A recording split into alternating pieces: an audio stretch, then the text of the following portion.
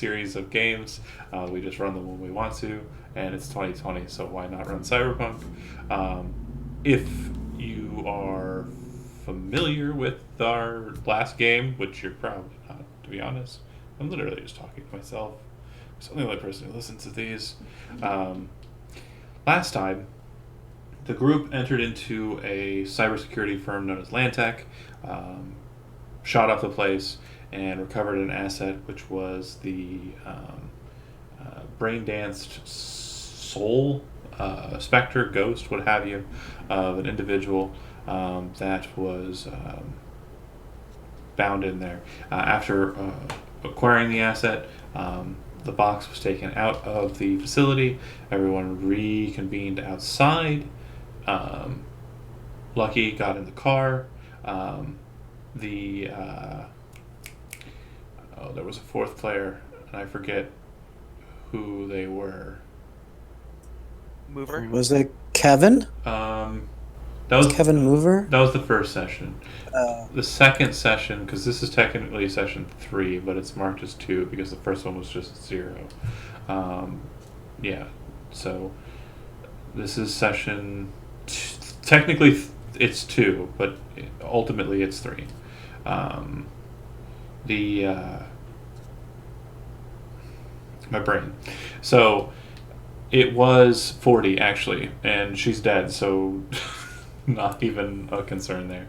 Um, Oh, Ke- Kevin played 40. Mover was with us as well, and Kevin took over when 40 died. Right. Mover was being NPC'd by me. That's right. Well, anyways, Mover, having taken a bit of damage, is no longer with the group. Is kind of stepped away. Lucky, you get into Falcor and roll, and you give the keys back to the nomad who led the truck, Racer, and Racer gets into the truck and basically is instructed to follow you.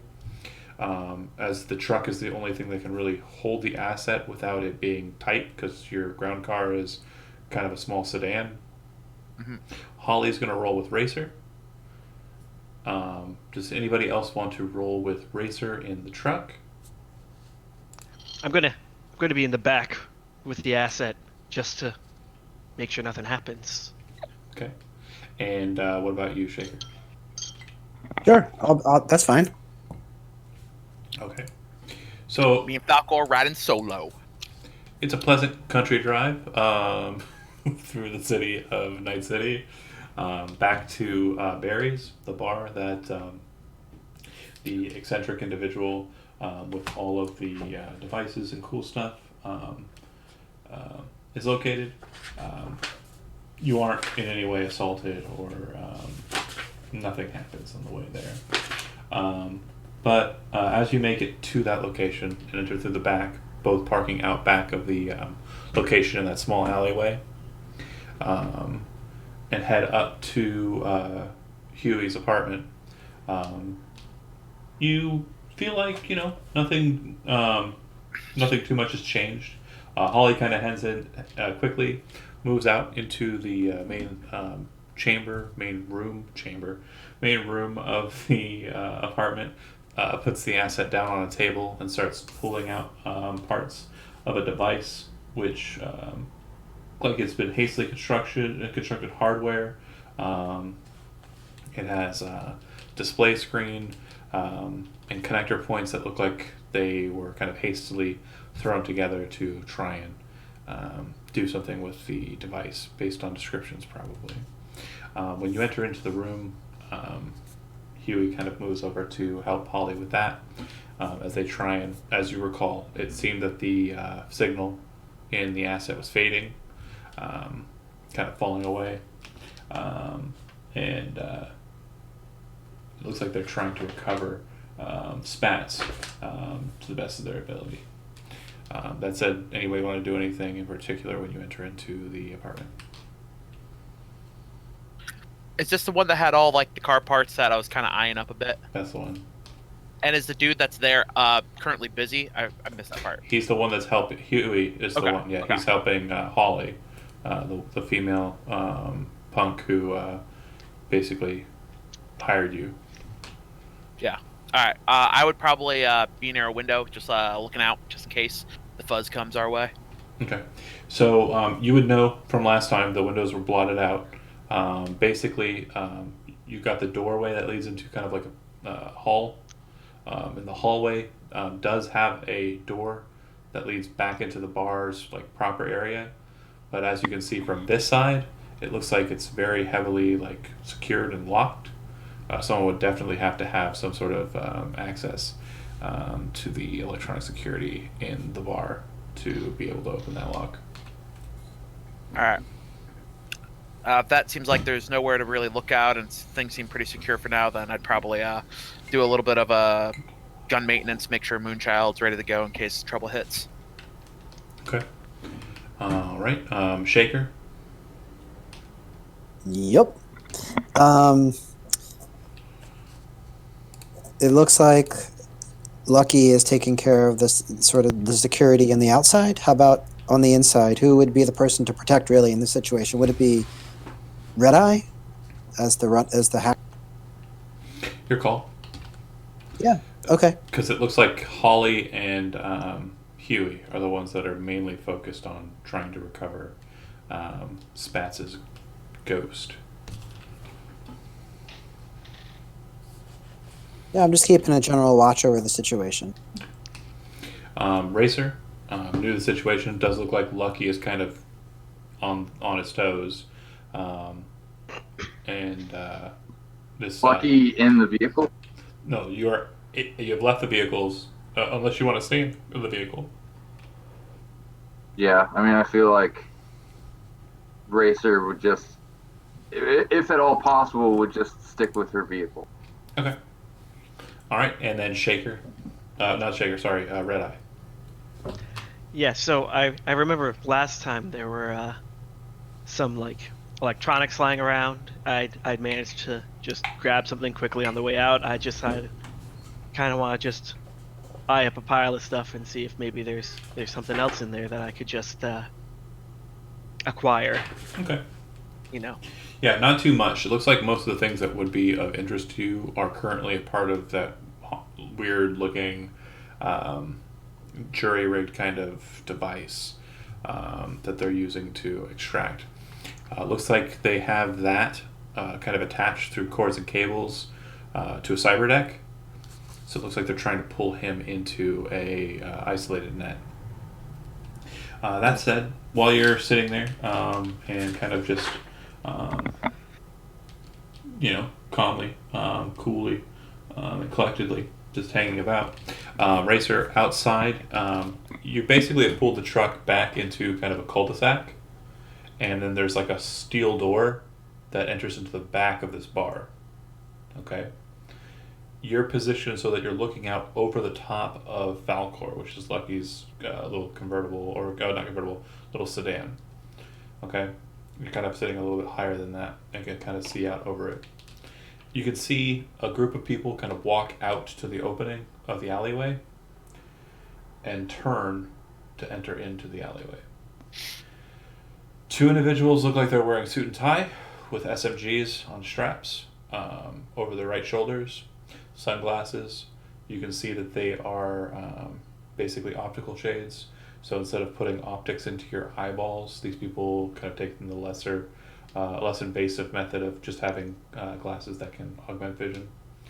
Not as precise, but definitely an affordable substitute if you ever wanted one.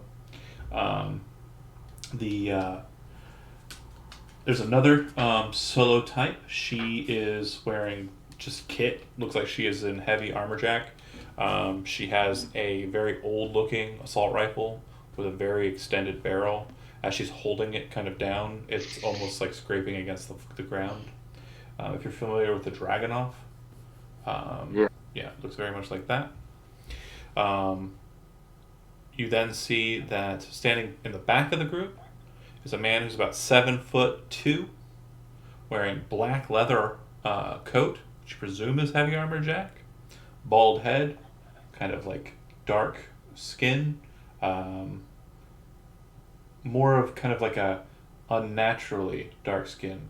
As you're kind of looking at him, like focusing in on him, you realize that it might be the case that he has skin weave underneath his like flesh, or his flesh is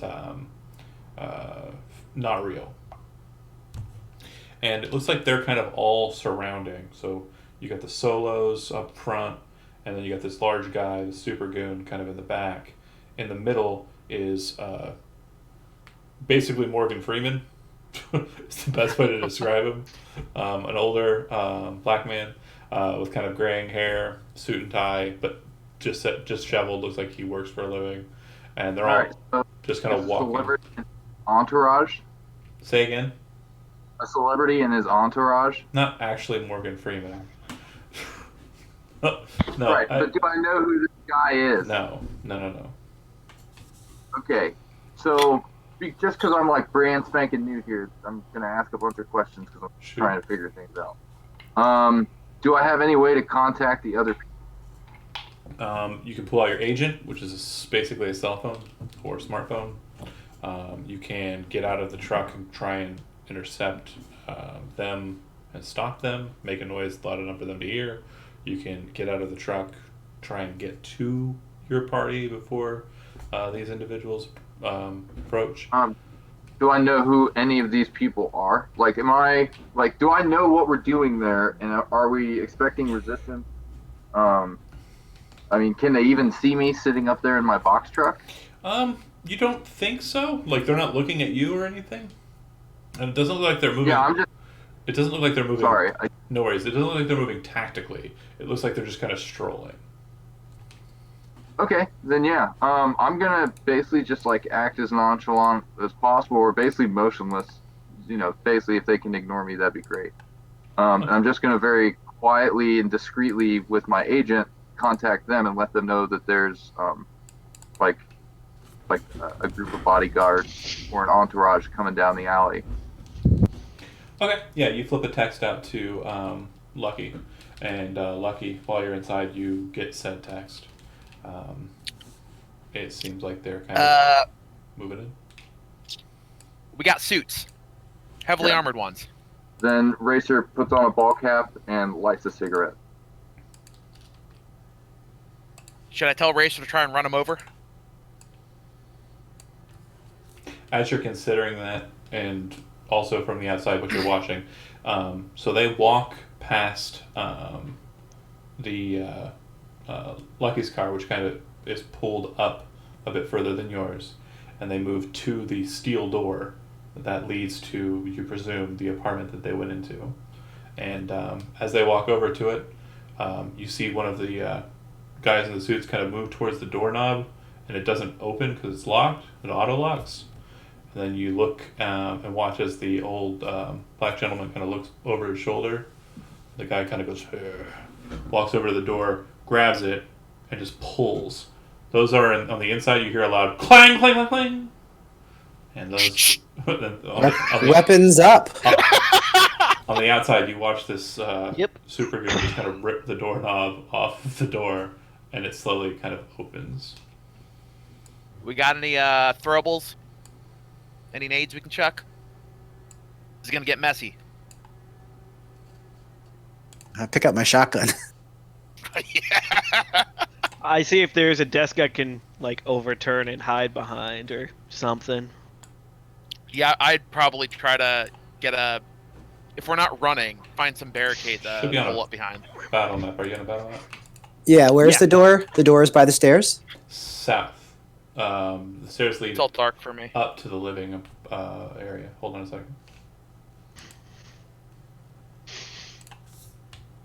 Oh, and before I actually got confirmation, I would have texted back to Racer, run them over. Run them over. You know, Tim, I think your character's Has shirt is violent more tendencies. well, no, is more flamboyant than your shirt. You said you couldn't see, Tim. Yeah, it's all black. There we go. Okay. Everyone else can see? Yep. Oh, so this is what, like a very small alleyway? Yeah. There might be 5 foot of clearance or a meter worth of clearance on your on the outside of the map, but well, not much more. Well, I Is already this know where where I'm they? going. Is this the door over here? That's the staircase that leads up to the living space for the apartment. It's basically like a workshop that sits underneath his Yui's apartment's living space. Okay, and the door that we think they would be coming in from would be here. No, south side. Oh, yeah, right here. this down. Sorry, hold Okay. on. Let me fix it because I think it's beveling out the wrong way.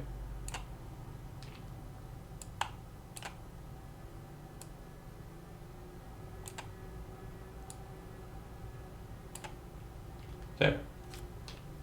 Okay, cool. So yeah, I would want this metal shelving thing kind of in between me and the door. So when you kind So- of move to get those off the ground, you can see that the two kind of look at you strangely, and as you kind of look down at the floor, you see that the steel, effectively square column that basically like holds up these workbenches goes straight down through a couple of shelves underneath, and you can see that they're bolted heavily with like probably a good inch thick bolt to the floor.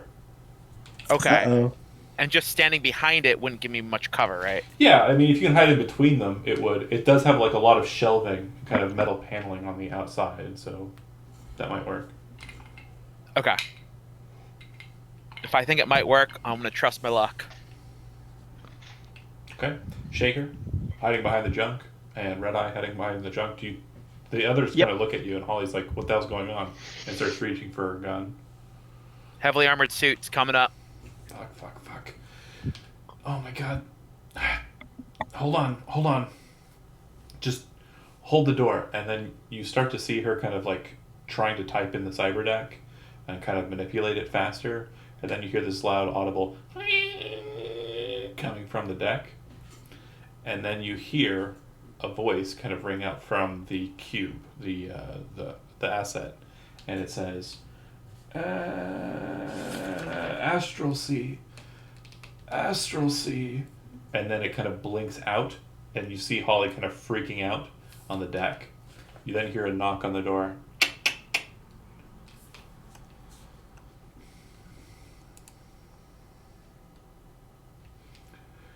Lucky whispers, "It isn't my place."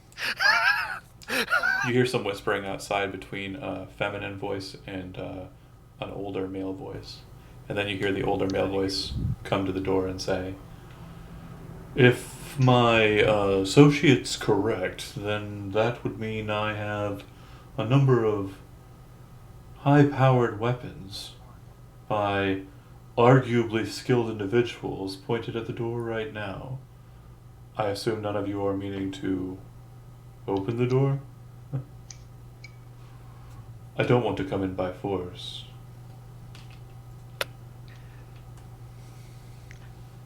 I say we make him come in by force. What do you want? Shaker says. Well, I overheard some things that you were saying before with Huey, and I have interests, a number of interests that you might be able to help me out with. Is that like a job? Well, yes. If my reporting is also correct from my other associates, you stormed the Landtech building and escaped alive, and were very easy to track to this location.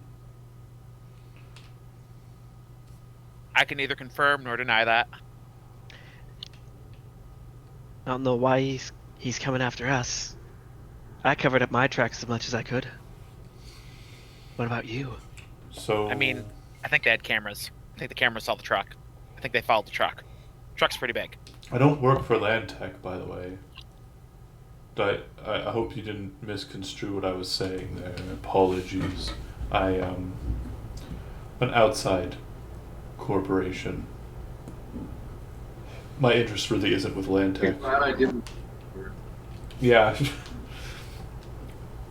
So, Shaker opens the door. alright.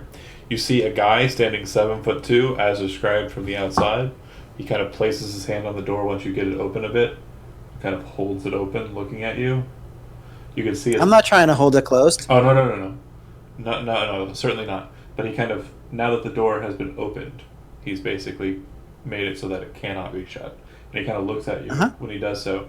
As you're looking at him, you can see his eyes, like the irises, are moving about inside of his like eye sockets, and you're pretty sure that telltale sign of cyber eyes. But looking at it, it's a lot stranger. Like it seems like not only is the eye itself and possibly certain surrounds like artificial, but it seems like he's kind of looking at you and kind of seeing you differently than most people. He looks like he's almost, there's like an uncanny valley nature to him when he looks at you. Yeah, my shotgun is resting on my shoulder, pointing up. The gentleman standing next to him slowly steps into the room. And the only other person that follows him in is the woman with the assault rifle. Hey, Tuts, what's up? So what do you want?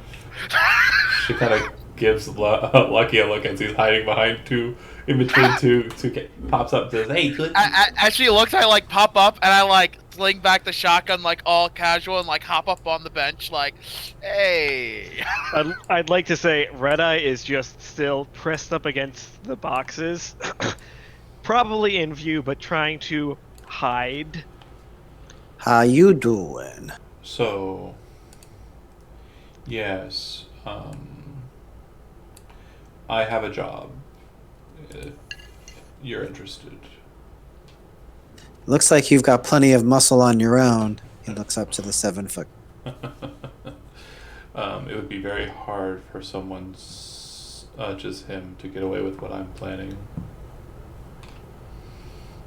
Guys, I don't think that they know that I'm here. I think I can take them out. You say that to us? Yeah, I say that out loud to you guys. Don't mind our friend over there. Yeah, no, of course. Just give me the signal. So, the job's pretty simple. And I believe it has something to do with your friend. You look as he kind of gestures towards Holly. When you look at Holly and this gentleman, you kind of see that they kind of have a similarity in kind of just look like they might be related. You're not sure. And when you kind of see Huey, like see the situation, he kind of looks like he's specifically trying to stand between Holly and this gentleman. And he says, "Your friend there was feeding information to me while he was bound. In particular, information regarding a nightclub known as the Astral Sea. I need to know what he knew before whatever happened to him just now." Holly kind of looks over Huey's shoulder. "Yeah, what do you want to know?" And she places the cyber deck out on the table, kind of sliding it over towards him. "Well, if our information is correct, the Astral Sea has been getting funding from Landtech. Somewhere around 500,000 ebb a month. But the place only turns about 200 itself.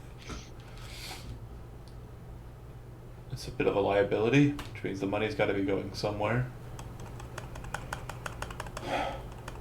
And I know it's probably a situation that could be quite deadly for a group such as you. But there's one particular individual at the Astral Sea who I want recovered, taken out of the facility, questioned, and then once you have the information that's, I'm sure he'll have, use it to help a couple of associates of mine." I know, vague. Still trying to give you an opportunity to drop out at any time. Who is this person you want us to recover? Well, I think that's where we make the group decision first. Do we take the job or not? You're smart, Lucky. It does sound like an all-in kind of option, asking questions for details. Basically, it's potentially hostile situation. You'll be walking into potentially a very hostile situation and trying to abduct a single individual. Once that individual is Lucky, acquired, you'll then question him, interrogate him, gather the information, and recover articles of importance. Lucky picks out his what are they called? Agent? Agent. Pulls out his agent and says, "Hey, cuz, we're going over details of a job. Come on up." Don't worry. Cuz outside is coming up. She got to be on this decision too. What is her? Well, I know she has a couple knives, but among her firearms, what is the easiest to conceal? The shotgun, probably, compared to the SMG. Okay, then I'm gonna hide the shotgun. I'm gonna carry my SMG openly, but I'm not gonna like handle it. Got it. So it's just like they can see I'm armed, but I'm not like reaching for it or trying to initiate hostilities or anything. Sure. As you're walking in. Yeah. And she's gonna Oh, sorry, go get ahead. out, lock up her trap. Okay. As you're, What's payment? as you're, I'm sorry. Sorry, as you're walking in, Chad, the two suited goons, kind of step back against the wall, kind of holding their weapons, just kind of looking at you as you pass by with their glasses. And then as you kind of follow in, you see that the very large individual is still holding the door. He kind of looks at you and nods his head to the side, allowing you to enter it. She actually gives the big super goon like a charming smile and nods to him in turn before heading inside. Okay. The room kind of rotates a bit. The gentleman kind of steps back into the corner, and she kind of steps forward against the bench as you enter in, allowing you access to your company without putting them in a flanked situation. And he goes, He's gonna stand over by Lucky. Yep. He goes, "Welcome. So, if you're wanting the details of the job, I just want your confirmation that you're willing to take it." Lucky just gives the quick rundown just of, this is the all we know right now. You in or you out, cuz? I'm in if you're in. But they didn't say how much he's paying us. Right. That's right. And I need to do that first. Those are details. You only get the details if you take the job.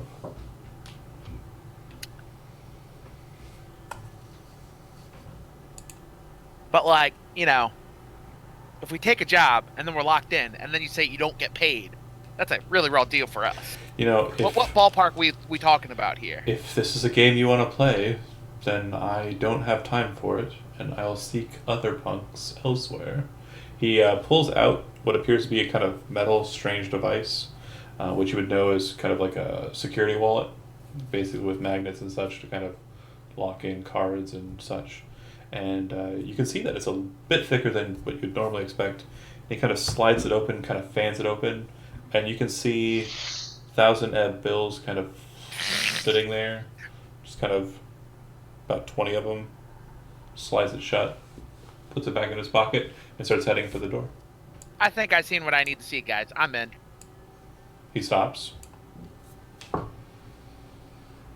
Lucky's in. Was that Lucky? Was that Lucky Yeah. saying he was in? Mm-hmm. Yeah, Lucky's in. Yeah. Then yeah, Lucky's in. Racer's in. And you? Better be worth it, Lucky, says Shaker. Guys, am I taking them out? What's going on? We're taking a job. Guys, job. Cool. Red Eye's got so much more weird. He is weird. She is weird. She is weird.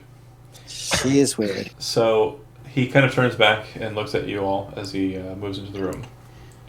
The individual that you'll be removing from the Astral seat goes by Coinbox. He's a sound technician. Has a lot of access to the securities ins and outs of the club.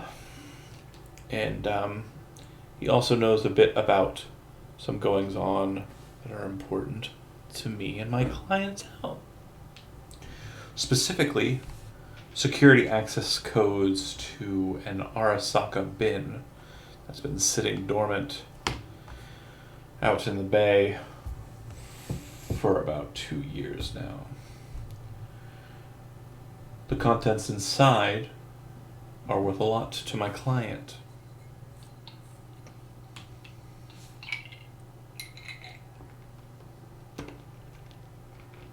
Any questions so far? Racer raises her hand and then points at the long rifle the other woman is holding. And Racer says, "Yeah, where can I get one of those?"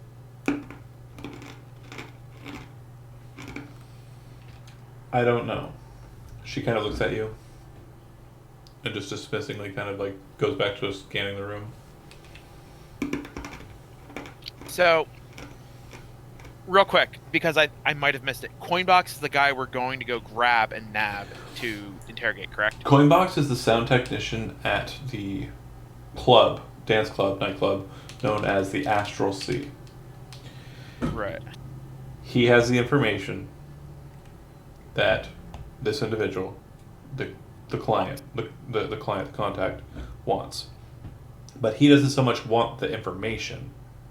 He wants the contents of a Arasaka shipping container that's been basically, a lot of the kind of bay area and ports, especially for Arasaka, which is no longer it doesn't technically have presence in Night City anymore, has basically just sat there, and people have been looting it for however long Arasaka's been down.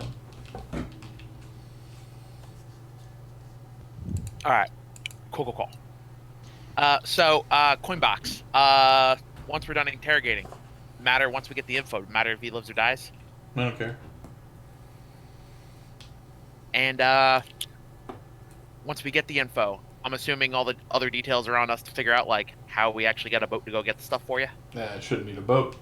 It's just it's landside. It's not out on a boat. Gotcha. We've moved on the container before.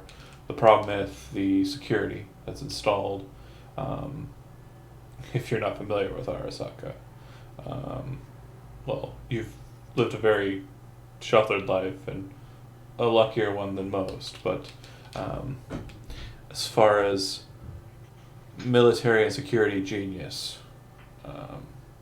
I would say they were a step above the competition all the way up until the end of that corporate war.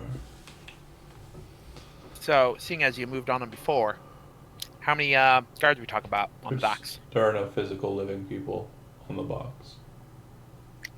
Red Eye, be on you. Yeah, I got it. It's fine. Make some fireworks. Well, so long as you have the access codes, it may not be necessary for you to do much of your work. For your sake, I hope that's what ends up happening. But yeah. Any other interested parties that we might run into that also want the box? So, as it stands, my client is aware of two rival gangs that are currently interested in the contents of the box. One of those gangs is a red zone gang known as Angelic Petty, group of mostly young women who are very obsessed with anything that Arasaka was trying to bring in. That's incredible. You'll know them by their look. They're typically very visible, wearing bright colors, mostly pinks. Have I ever done anything for them or run across them before? No, Okay. they're a red zone gang. The other gang that's interested in the contents is a booster gang. The booster gang call themselves the Red Suns. Not a very interesting or original name, but the word on the street is that they're a splinter gang from the Maelstrom. Add a character note: the Maelstrom is a pretty popular, but not like overwhelmingly popular, but definitely notorious booster gang that are very invested in cyberwaring themselves out to the nth degree, becoming more machine than man, and basically being kind of protection racket, gunslingers or gun runners, etc. Real quick, is that what a booster gang just means? Is that like you really put on all the robotics? Yeah, booster gang can kind of mean anybody who like does like full chroming. There are booster Okay. gangs that kind of do a lot of modification for strange reasons. There's like a booster gang called, it's more of a family gang, but known as the Gilligans, and they kind of like cut themselves out to look like Gilligan from Gilligan's Island, and Wow. yeah, They There- worship him as a god. there's a lot of strange gangs in Night City, to be sure. So, really quickly, what's in the box? What's in the box? From my understanding, it is filled with a lot of merchandise from Japan, but hidden inside of the merchandise, and again, the gangs in question might just be interested in it for the merchandise, but in the back of the container, in a secret container portion beyond the normal portion of the shipping container, there's quite a bit that could be very important to us. Specifically, it's reported that there is a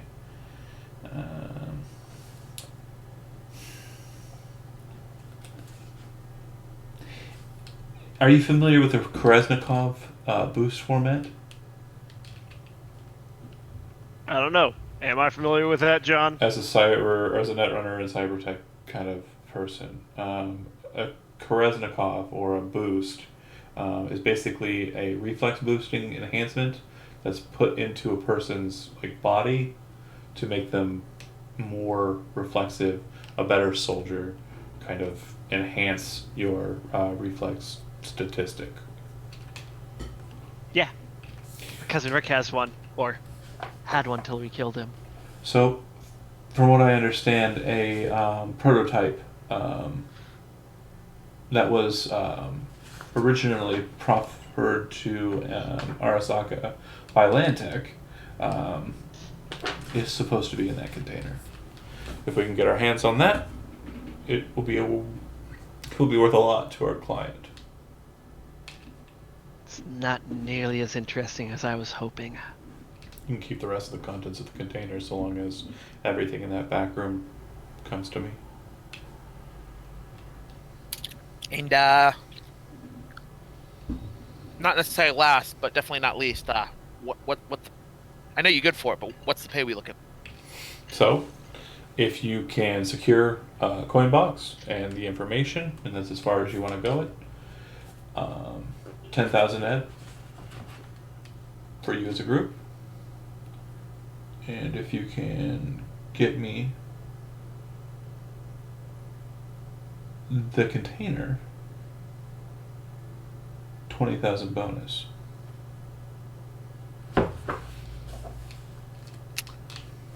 Valcor would really love some of that bread. That's money. It's not bread. Additionally, the contents of the container are yours as you so please to do it. There might be cyberware in there that might be able to be flipped to any ripperjack you might find in the streets, what have you.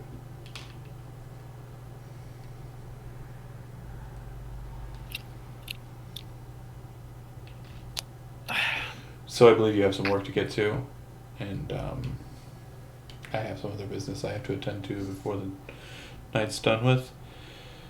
So you've accepted the job. I don't really expect you to contact me, but we will keep tabs on you. to ensure that the job's being completed. You kind of look, see Huey is kind of like looking around his apartment suspiciously. The gentleman says, "Any other questions before I go?" Lucky makes an act of like wiping off any grease that might have been on his hand and holds it out to shake. You gotta wave it away. Yeah. Where do we Gotcha. get one of those guns? And I point to the same gun that Racer just pointed to. She looks at you too, and she says, "It is not something you'll find here in America. Sorry. Stop asking." All right. Most important question: where do I get your number? And as I point to the lady with the gun. She chambers the first round in the weapon. Gotcha. You see him kind of raise his hand. And, if that's it, we'll be going. I think the first part of that number's 8.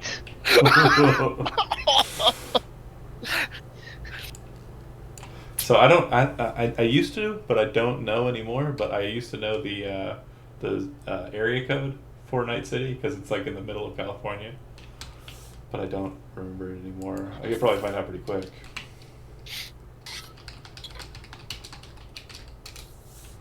It would be really funny if the first number actually was an 8. Might be a 4, I think. Probably a 4. It is 831. Hey! It's either 831 or 805. Wow. Nice. That's too good.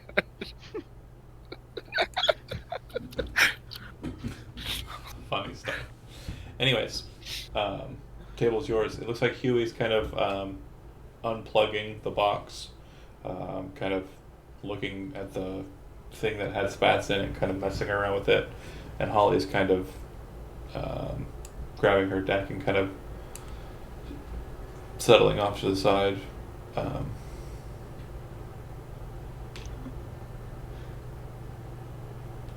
So Racer looks at Lucky and Shaker, and she says, "Let's find the target, throw him in the back of the truck, and park it somewhere quiet."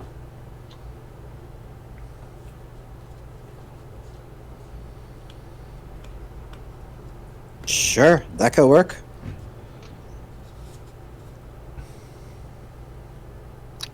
Don't know if it's going to be that easy, though.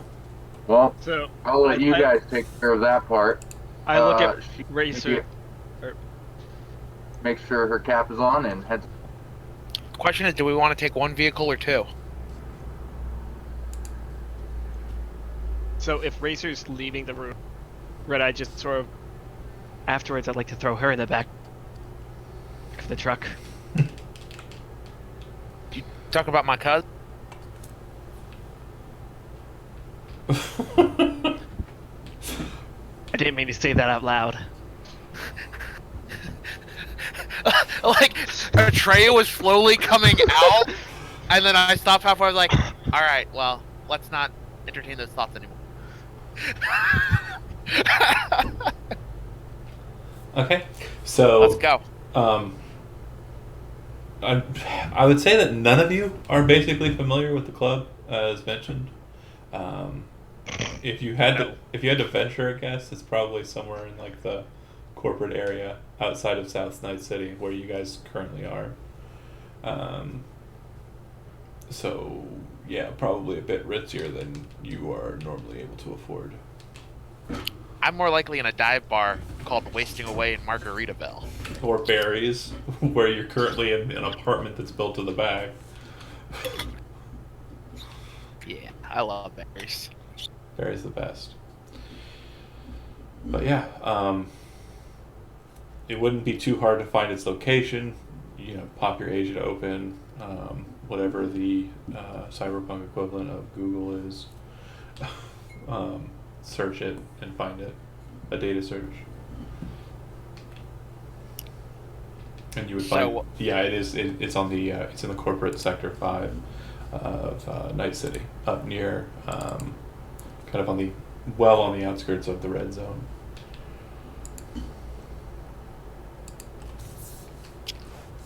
So, okay, where are we going? Are we going to a club, corporate building? Yeah, it's a club.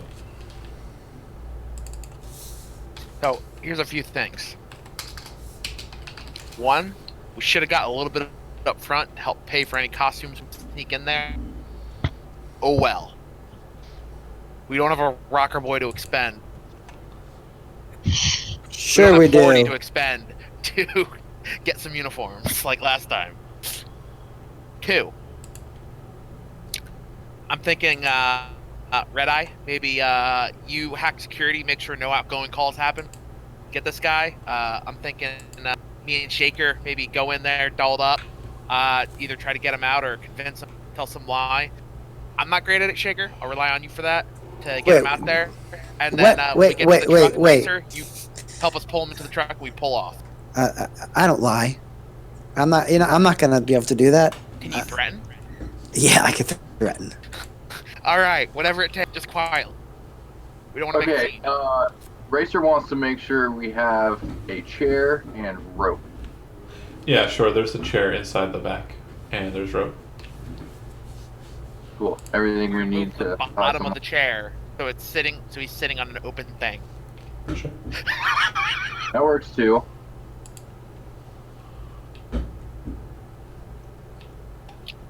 All right. Okay. We got a chair. We got rope. What else do we think we need before we head out? Besides the uniforms, so we don't look like we look.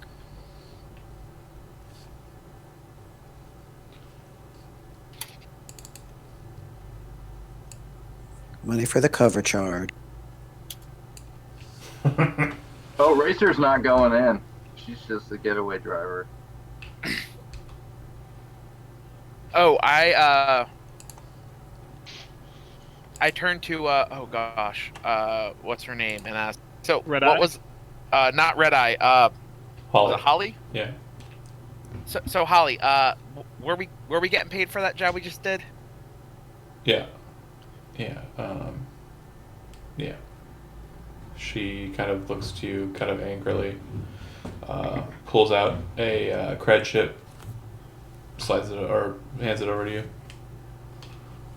Hey, if you'd paid us earlier, might not have happened here. Just a thought.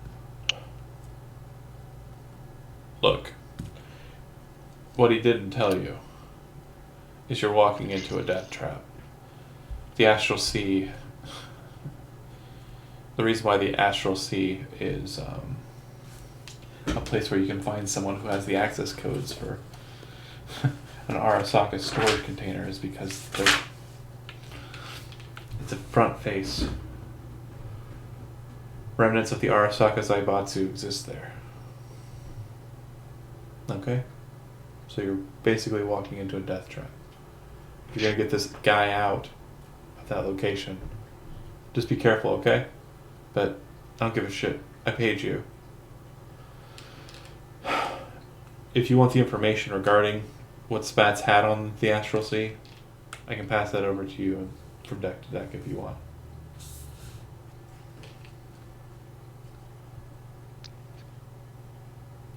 That was for you mainly, Matt. Right. Yeah, sure. Okay. She transfers the information over to you. It's visible, or it's viewable through interface plugs. If you want to view the information, I can kind of just give you a quick rundown of what you're basically seeing. Yeah. Okay. The club is actually just a single floor on a 87-story building. It is number 58. The only access point, besides emergency staircases to the specific club, is through an elevator, then down a long hallway to the door where the bouncer will effectively greet you. From what you can see, it's not a very massive location, but one of the things that kind of gives it its vibe is the entire northern wall of this 130 by 80 or so foot place. The entire kind of back wall is just glass, like one solid sheet of glass. And the glass sheet kind of has digital displays that kind of allow for kind of strange mood lighting, kind of star patterns, galaxies, what have you. Just a very vibrant, bright kind of place. There are two other rooms besides the bouncer, small little kind of office space. But there are two other rooms. One of those rooms is the manager's room, and then the other room that's attached to that is the private room, which could be hired on by people to kind of have private meetings there. It's a bit expensive from what you can see, but apparently they have nothing but top shelf liquor, and they bring up the best food from the restaurant just below. So basically, the Astral Sea sits on top of a restaurant called Lodivores. Let me see if I can give you that spelling. You know, if we could get our car up there, I bet you we could drive out from there, like through that window, and go from one building to the other building. There is a stage, dance floor, all sorts of cyber kind of or not cyber, chromed out kind of facets and features, holo displays, brain dance connections in the booths if you want to brain dance while you're hanging out. People are allowed to, if they want, allow for brain dance to take while they're at the location, and kind of sell that to the establishment if they're having a particularly good time. If you're not familiar with brain dance, basically it's allowing you to kind of put your emotional, physical, and visual experiences into a thing that can be consumed by someone else. So they can kind of have the same time that you had. So if you're having a particularly good time, you can sell that good time to the Astral Sea.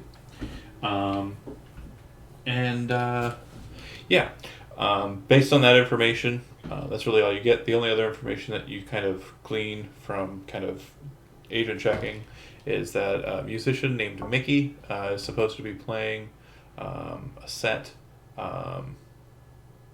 tonight. Don't trust Mickey. And for the rest of the weekend, it being Thursday, in game. I wouldn't worry about Mickey. He's a mouse. Fair enough.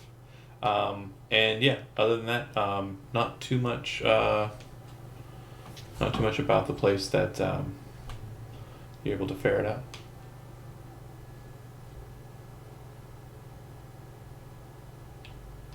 All right.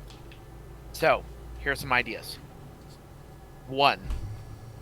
Try to do a deep dive, figure out some info about Coinbox, use that to get him to come out, say something about family members or what have you. 2, see if we can get the Mickey, see if we can get him to come up with some kind of shenanigans with his equipment that needs Coinbox to come outside to help him fix before he can lug it in because of who knows what. I don't know this stuff. I'm just saying there's a possible 2 avenues to get him outside of the place for when we nab him. I don't think going in there and trying to nab him will go too hot. And then there's Reda's idea of us jumping buildings with Falcor, which Falcor can fly. I don't know if he can fly literally. Come on, they did in that documentary, right?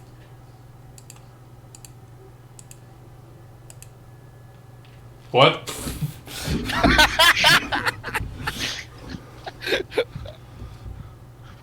The Never-Ending Story is not a documentary. I was more thinking one of the Fast and the Furious movies. It's what, 5? Sure. I don't know what it would be up to in 2040, but yeah.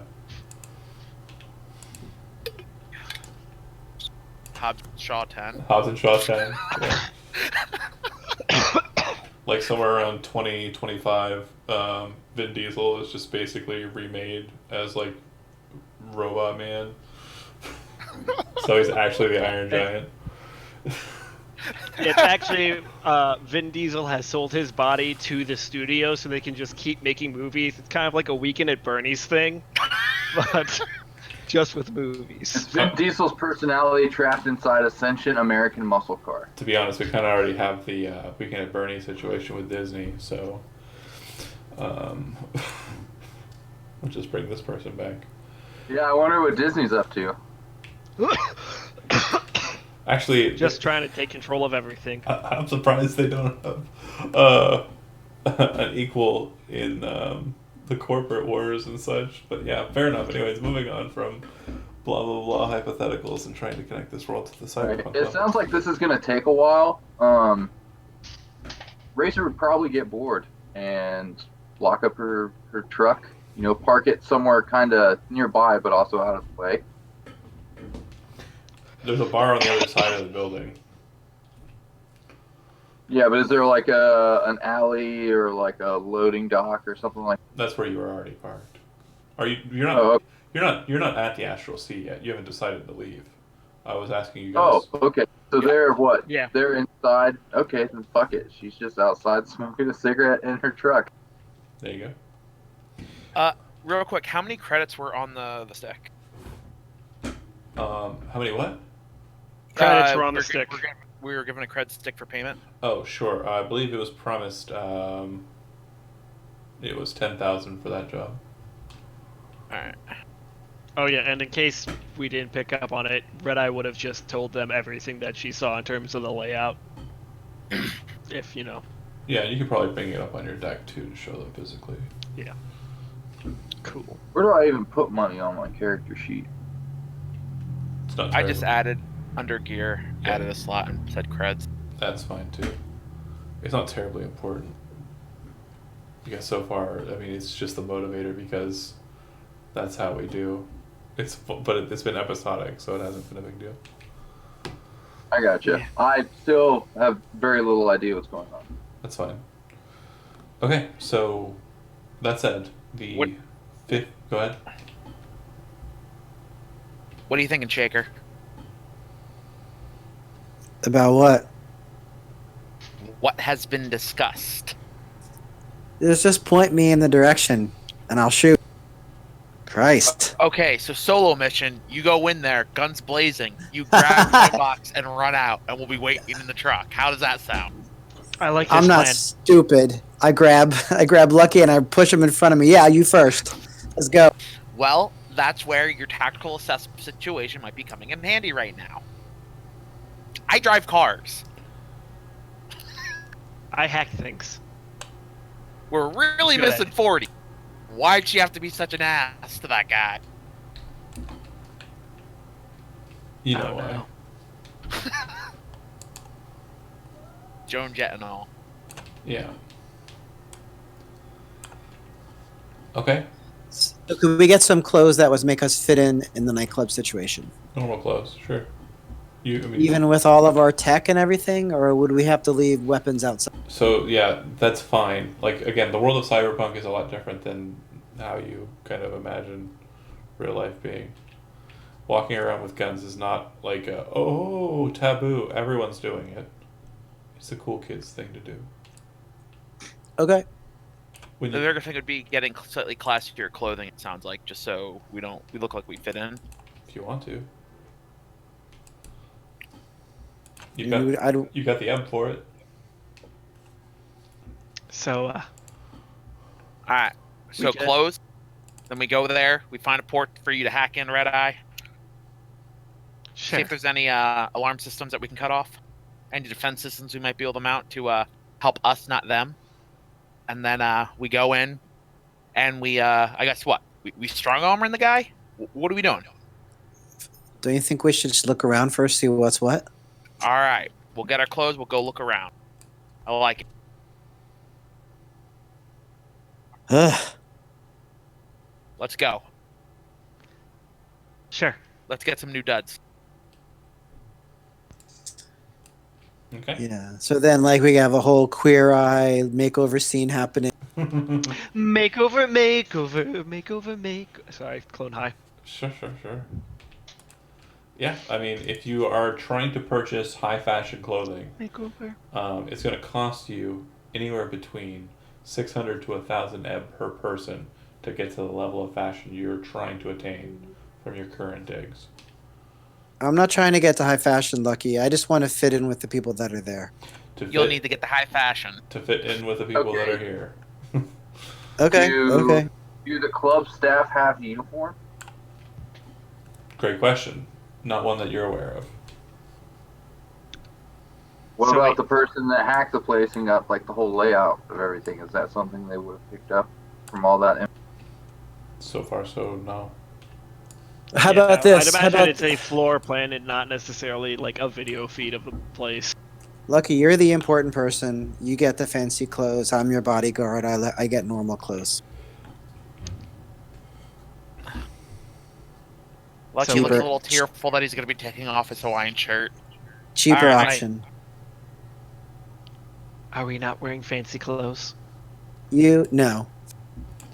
If you want to, it's gonna cut into your cut. No, I mean like right now, aren't these clothes fancy? What are you wearing? It's got like pizza stains and. No. I think she's in like a bodysuit. Yeah. Yeah, like a Oh, leather okay. bodysuit. So who's the guy we're looking for? His name's Coinbox. Sound tack. Sound tech. Would He's a we know sound whether or tech? not that person would be in the front of the club or somehow behind the scenes in the back? It's behind the bar, probably. That's easy.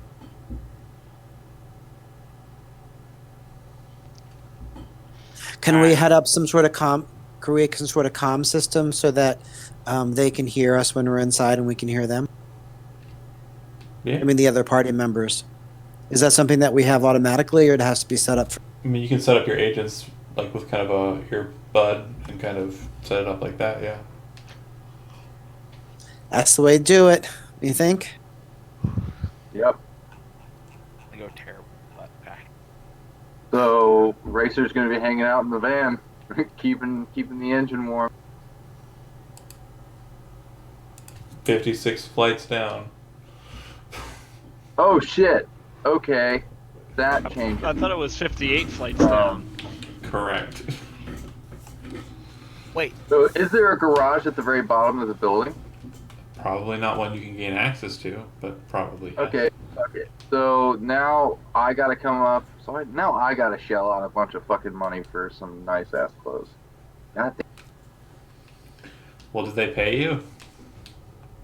I'm assuming so. If Lucky got paid, then she definitely got paid. well, you kind of just did a favor on the last job.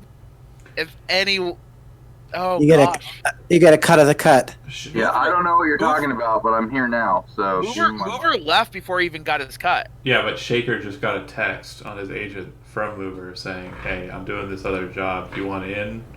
Or also, "Where's my cut on that last job? Sorry, I had to move so quick." I had to move. Because his name is Mover. Right. No, I'll keep your cut for you. He texts back. Don't worry. We're busy. All right, I trust you.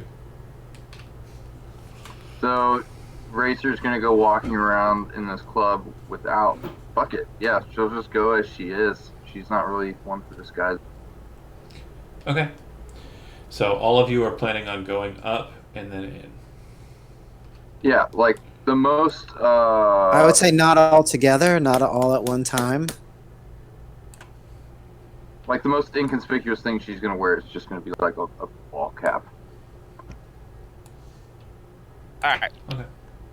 Lucky is straight up. He's putting on the glam. He's gonna try and do it for 6 if he can. If he has to do 1,000, he has to do 1,000. I'm also putting out there as that bodyguard in action. Maybe worthwhile use of your creds would be to get some kind of like flashbangs or smokes. To if we have to hightail it out, shock and awe, obscurement. So that covers our tracks. Maybe we don't get shot at as quickly. Worst case scenario. So, that said, do you have any contacts that you can recall, Andy, that might be able to help you with that? And back to you, Tim. What's your attractiveness? ATTR. ATTR. Is that still a thing? Gosh, I hope it's still a thing. No. I I don't think have so. int, ref, dex, tech, cool, will, luck, move, body, emp. Okay. Bear with me here. Body. No, body's how strong you are. Cool. Yeah, probably cool. Okay, so it's probably gonna cost you about 800. Okay, because I got a cool of 7. Yeah. All right, I'll do it. So there was a lady who Shaker was talking through his agent that was helping him in the last job or the job before, the first job. I don't know. Well, I'm not sure if that's who you mean. it was a guy. His name was Grease. Oh, Yeah, he's the fixer of the group. Remember, you were at his yeah. Okay. you were at his apartment for the very very first game you ever played, and it got shot to ribbons. Okay. Um.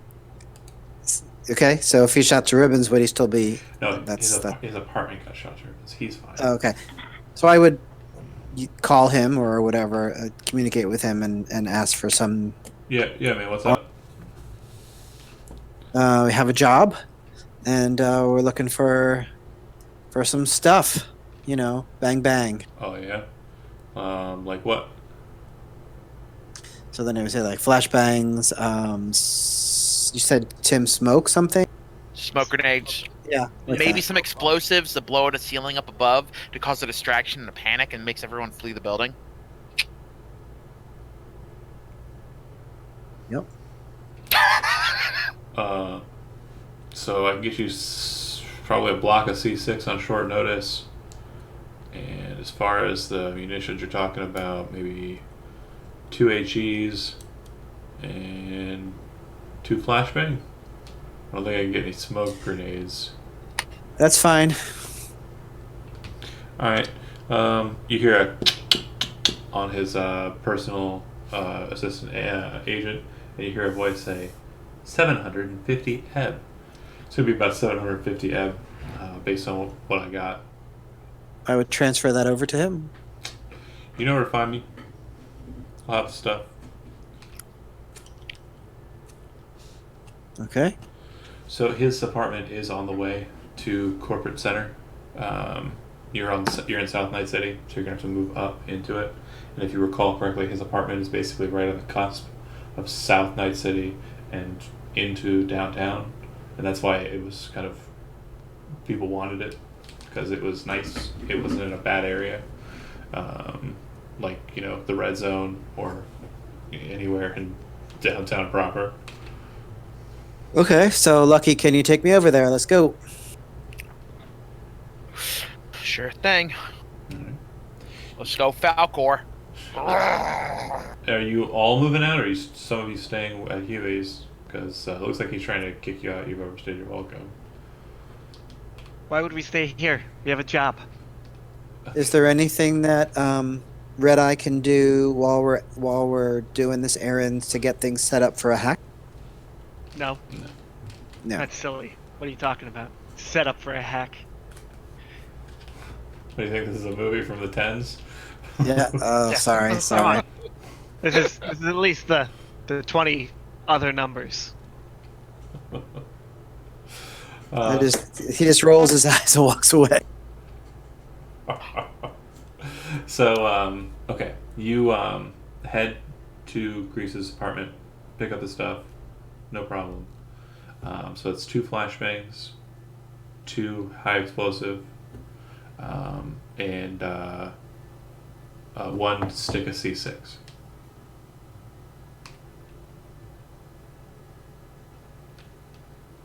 So the high explosives are like grenades, Correct. High explosive grenade. and the C6 is just that one big boom. Yeah, C6. The C6 comes with a detonator, remote detonator, and based on what you understand about the items in question, flashbang is going to require a cool check from anybody within like a certain distance from it, or basically they're going to be stunned for a duration. And the high explosive will do 7d6 in a 3-meter spread out from where it hits.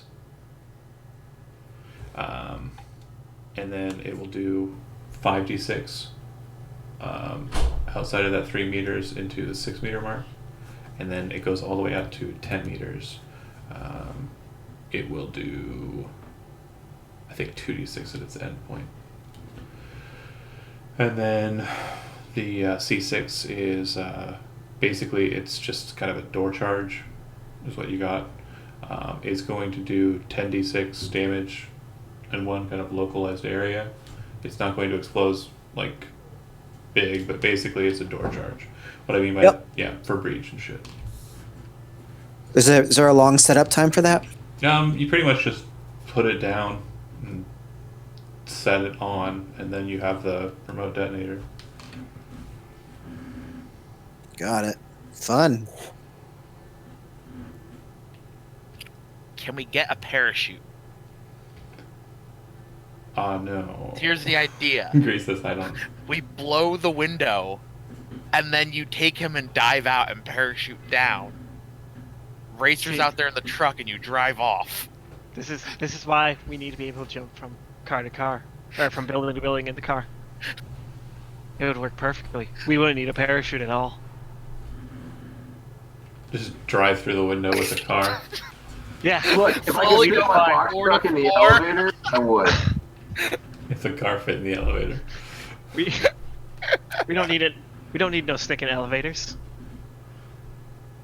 Oh man. Anyway. Okay. I think John likes that plan, guys. We should do that plan.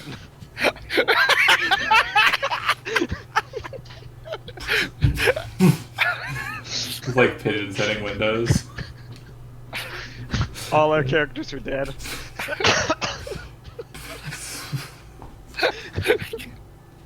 The window didn't break.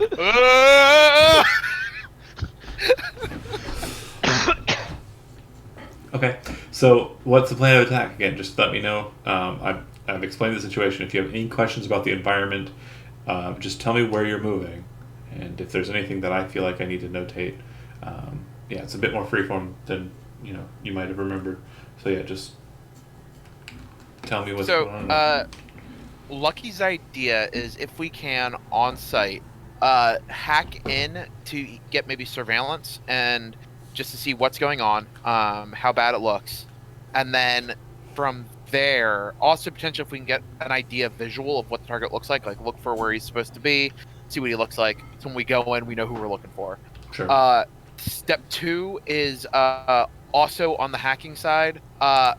Be ready to disable emergency communications, if possible, from at least a landline perspective. That way, when things go crazy, there's delayed responses at least. Then might be the case. Then, as far as for distraction, since we don't have enough to collapse a floor above, one possible idea is to, if we can, at some point make our way over to the big tall glass thing, and if we can hide it there while we're talking to Coinbox, blow it, creates a big distraction that we're not immediately next to, causes panic, in that we try to help usher him out with us, and then if that's one possible plan. The other involves trying to just straight muscling him, but that's not going to go well. Option A, Lucky only offers option A as like big boom in the room, scare everyone, try to bring Coinbox to safety of our truck. What do you guys think? I don't know. I'm not convinced. Then help offer suggestions. I'm working it through, yeah. All right. So, what I say we do, we take the elevator up there. After, we have complete control of it. I do a little razzle dazzle. We walk in, we grab the guy, we walk out, we take the elevator down. What is the razzle dazzle gonna involve? We hacking into things. Red Eye, can you hack into Coinbox's agent and make it seem like there's something bad that he needs to deal with? I mean, So- probably not. We discussed this the last couple of sessions. I just want to make sure you're aware. there is no internet of things. Like, you can't connect digitally, like remotely, into something. If you're going to connect into a data fortress, you're going to do so on the scene. So if you want to hack into an agent, you have to have the agent in hand, or a shard or something that allows for that remote connection that's tethered to yours. You cannot create the connection from a remote location.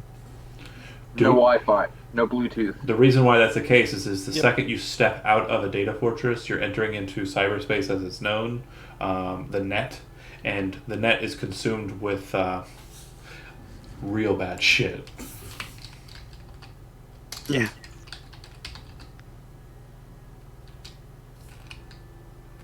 Interesting.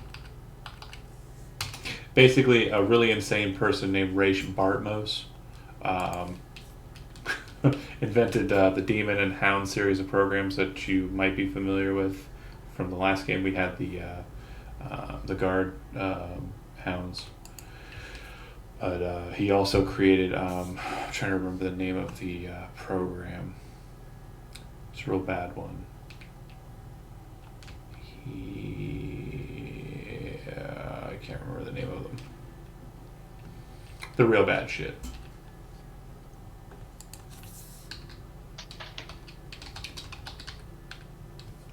Yeah. That stuff. You don't go into the internet.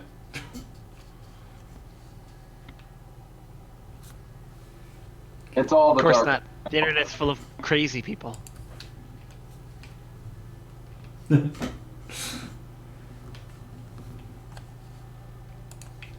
Okay, so anyways, sorry to blow that one out of the water, but yeah. I mean, it's okay. I didn't think I was going to be able to hack into that thing, seeing as it sounds more like a walkie-talkie sort of setup than anything. Yeah, effectively. Not my area. So, Racer's gonna go with you guys and go up to the club or whatever. And she's gonna stay with you guys up there and like help just be an extra pair of eyes, an extra pair of hands. But whenever you guys are ready to make your move, she'll head back downstairs and grab the van. I think we should all take the van, like not the van and the sedan. Well, I guess we can if you really want to. Does the neighborhood near was it Greece? Greece's neighborhood, does it seem safe enough to leave Falcor for the time being? You've done it before. Alright. I'll leave Falcor there then when we head over. And it's also a point, like, if we need to switch vehicles, we know where to go. Sure. Oh, another idea, throw out, if we're hacked into the building in the data fortress, since there might be electronics affected, possibly shutting off the lights, killing all power. Or screwing with the sound system so that the sound tech gets all flustered and has to go mess with that. Yeah, like figuring out something that we can mess with that involves him leaving the room to a Right. less Right. occupied area. Right. That might be best bet. And then, Is there kind of a schematic that we can pull up that would show like where the sound system would come from? or would we need to be in the building for that? So what you know, there are lots of terminals. All of the terminals that are outside of the bar area and outside of the manager's office are secure terminals. What that means is that if someone tries to hack it, it alerts security immediately. That is for all of the display terminals at tables. Those tables are basically just for you to kind of like access, the data fortress and be able to connect to, the information that they're putting out for, like the brain dance programs that you're wanting to access if you want to deck up and then, check those out, and what have you. So behind the bar, manager's office, so far as you can see. And when it comes to physical layout, from what you can tell, it's a really long hallway. On one side it's an elevator, on the other side it is a set of emergency staircases. An emergency staircase. And somewhere about in the middle of that is a massive double door that leads into the club proper. On the left side is a small 5 by 2 meter side room where the security is placed, and then around on the other side is a number of booths, about 6 or 7 of them. Large open dance floor, kind of a specific dance floor area near the uh, stage up in the top right corner of the room. In kind of the near center, close to the bar, is a series of tables that are just kind of standing out, and they're near a hollow display. Um, the bar is on the left side, kind of opposite from the stage. It kind of has an L shape to it. In between the southernmost point of the bar and the security room is another set of double doors that leads into the private chamber. Inside the private chamber, there is a single door that leads into the manager's office. Any questions? Yeah, I can't possibly remember all that. Sorry. It's okay. You'll see it as it unfolds. Yeah, it's really simple. It's a map. So what's everyone's thought on what the plan is?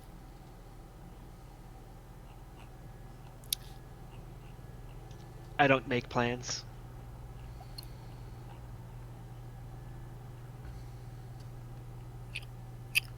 So yes.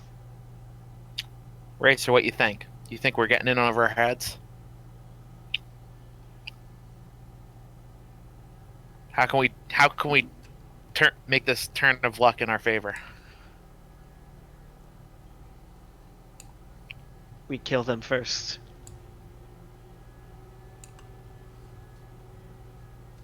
Again, like I said, you guys need to engage and come up with some Yeah, ideas. I mean, honestly, I think one of the best things that we can do is go there. Okay. So that's the plan. You arrive, drive through the southern portion of Night City downtown, head into the corporate area, and you can see the remains, kind of the broken remains of the highest tower, being the Arasaka Tower, top end kind of just blown apart. And you make your way to the location you're going to, which happens to be a Biotechnica office building. Well, also really quickly, Go did we / are we going to pick up fancy clothes for one of us? So one of us fits the part. Okay, Yeah, I bought them. Yeah. cool. So we have fancy clothes for you, and you are, I'm assuming, wearing. Yes. Just wanted to make sure. Yeah, Lucky is dressed to the nines. Okay, so you Yeah, arrive. then Ray's gonna stick with him. Okay.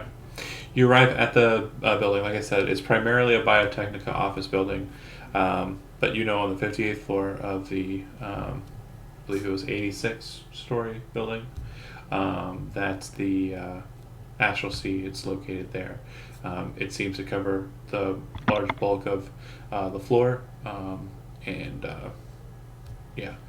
That said, you enter into the office building, and you can see that there are a couple of ladies in kind of street gear, you know, wearing a hat and kind of a mask over her face that kind of has like a shark motif, zebra stripe patterning in her interior of her coat.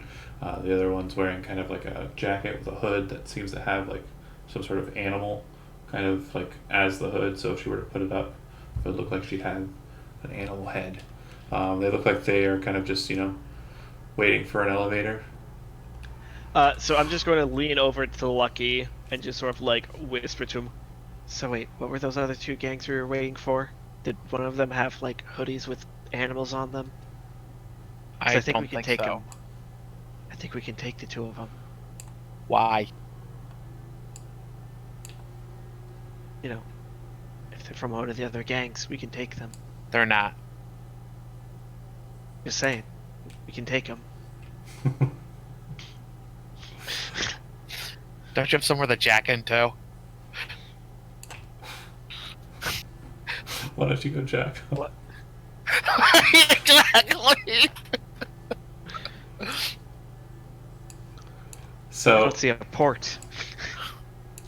they kind of look at everyone but Lucky, kind of like, eh. and not really keen on you all. And the elevator chimes, and they move into it. Based on what you can see on the display, it looks like this is one of the elevators that goes up to the 58th floor. Good evening, ladies. Mind if I join your company on my way up? Sure. We're just heading up to the Astral Sea. Is that where you're going? You know it. Awesome. Racer rolls her eyes. Maybe we can make some good times to sell. So these punks your hirelings or something? Do you know why they call it the Astral Sea?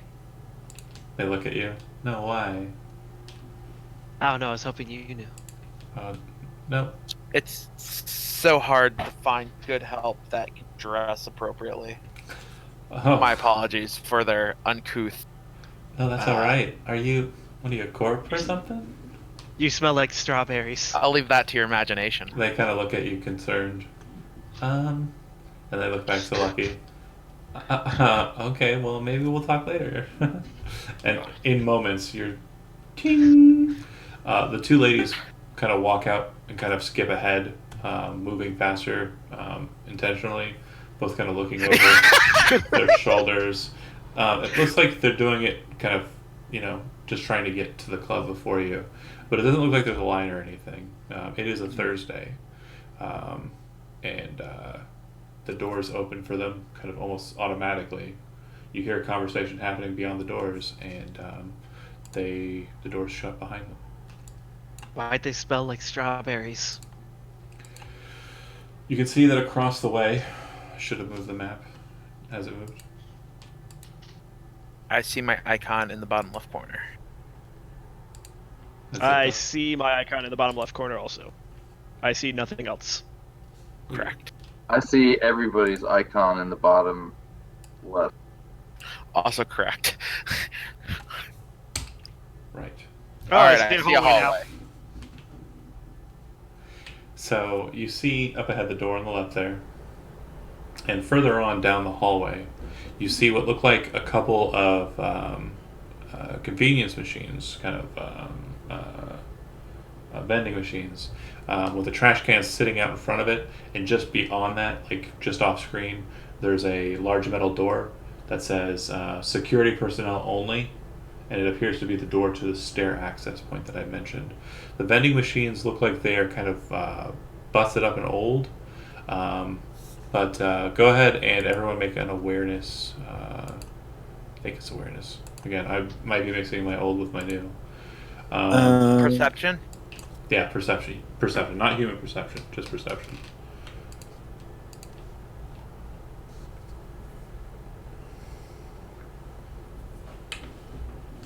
Okay, so what you notice, Racer, is that the back end of it, it looks like they're connected to the data fortress. It looks like there is a connection point on the back of the vending machines that kind of connects into the wall. And it looks So Racer taps the hacker. Red eye? Red Eye, yeah. Racer kind of taps Red Eye on the shoulder and like points to it and says, quietly, "Come on, follow me," and like very casually, like nonchalantly, starts making her way over there, while keeping an eye out for trouble, obviously. sure. Do you also think that they have Twinkies? Are there any cameras in the hallway? No one in the hallway, no. Okay. But you did note that there was one in the elevator. Mm-hmm. Yeah. I ask, again, throwing ideas out, waiting for return input. But Shaker, what do you think about strapping the C6 to that door down there and blowing it when we need a distraction? Red Eye, when you and Racer walk past the door opens, like almost like a shopping center kind of thing. Just opens up. You see the guy kind of look out, kind of step back into a little nook there as you walk past. We heard there's Twinkies on this floor. He kind of goes, "Yeah, they got him." It lasts forever. All right. Doesn't seem like a good place to put explosives then, right? Well, you head down to the end there. Like I said, there's an emergency security only door. It has like the window with kind of the reinforced metal wire inside of the glass, and you presume that it's probably like more of like like a plastic than an actual glass, but it's transparent enough for you to see that it leads into a stairwell. Basically, this is a fire escape or just stairs. The vending machines, the two of them, one of them appears to be for sodas, the other one appears to be for food. From what you can tell, it doesn't look like it's been changed very regularly based on the selection, but you do see that there are 2 Twinkies sitting in one slot. What appears to be some sort of like granola bar, and that entire line is full, all the way to the back. Of course it's full of Nature Valley. Yep. Yeah, Racer How do you know? immediately goes for the Twinkie. Like, whatever she's got to do to get that Twinkie out. And there does appear to be one bag of chips, but it's like Lay's potato chips. It's like just the bland. Yeah, not even with Ruffles. Yeah, it's original flavor. The yellow bag, you're already picturing it. The worst. But the Not even chips salt are and so vinegar. thin they basically melt in your mouth. The Twinkies there, they look. Yeah, it's like the 2-pack, in the plastic with like the cardboard sleeve. Yeah. Yeah, Racer gets them. Racer, like, she was showing her the port, and then she saw the Twinkies and like totally forgot what they were doing. Okay. Like, I need those. Real quick, just make me an interface check, Matt. Yeah, sure.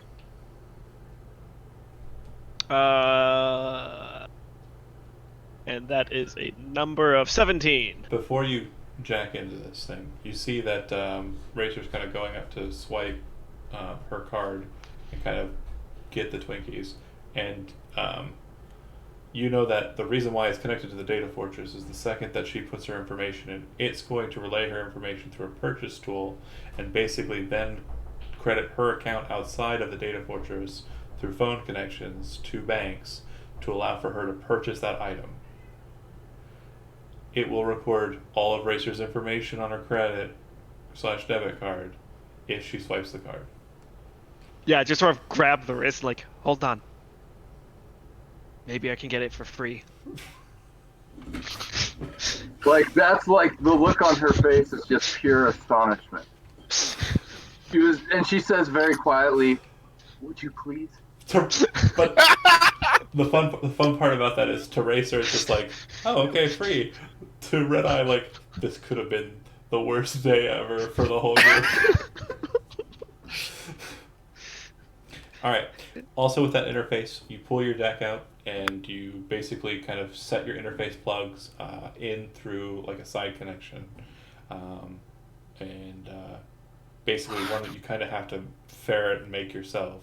But the second that you jack in to this data fortress, you realize that the first level is locked out, very short handling time, and you're able to breach the first level and enter into the first lane of the first level of access in this fortress. From what you can tell, and I'm getting you to the map, hold on a second. From what you can tell about this specific point, and tell me if you see the first level there. Yep. Cool. For everybody else, it's probably gone to black. Let me fix that. Hold on. Now I'm back in the hallway. There we go. Cool. Okay. So, while there, hold on, let me see if I can put me in there too. No. Okay. That's fine. Wait, it worked. Okay, perfect.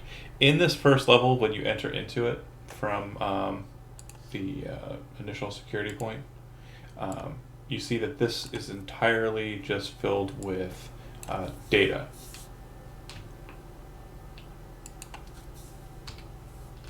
That's all it is. It looks like it's just a bunch of records. Do you want to check them? I mean, is there, like, can I just sort of, like, casually glance at them just to see what they are without necessarily like in-depth investigating. Purchasing records.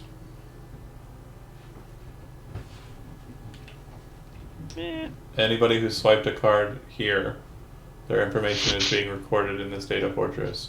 And that's not just for this specific vending machine, but also inside for all the card readers in there. Right. So my question is then I'm trying to remember what the name of the mark that we're looking for is. I want to see if there's Coinbox. Coinbox. So- Yeah, I want to see specifically if there's anything Coinbox has purchased or seems to purchase a lot of. To give that a bit of flavor, you're kind of jacked in. You've got the deck and you've got your goggles on. You're basically inside of cyberspace. You're inside of the fortress, and you're kind of like doing one of these, and you kind of just mutter out loud as Rachel's considering pulling out the card and paying. You say, "What was the name? What was the name of the mark?" And then you hear from outside, Racer say, "Coinbox," and you're like, "Ah," and then you go back to your hacking. You're able to find someone with a handle, CNBX, and the person's actual name appears to be Theodore. He's a nerd. Theodore McKay. He's a big nerd.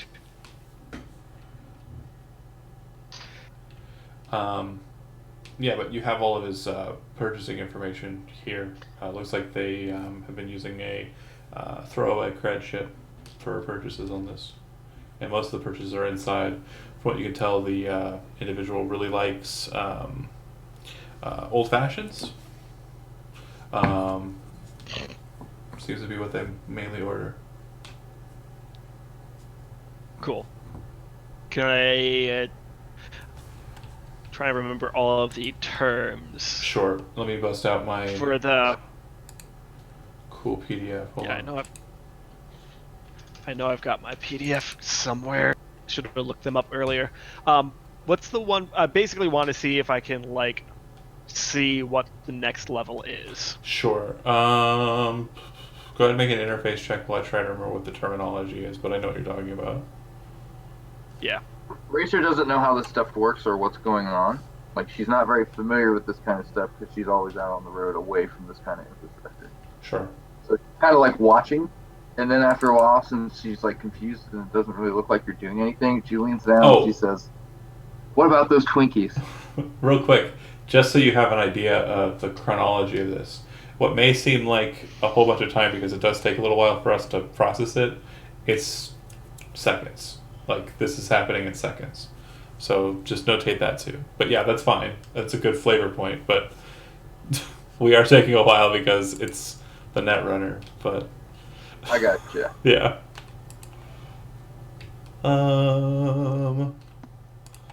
I found it.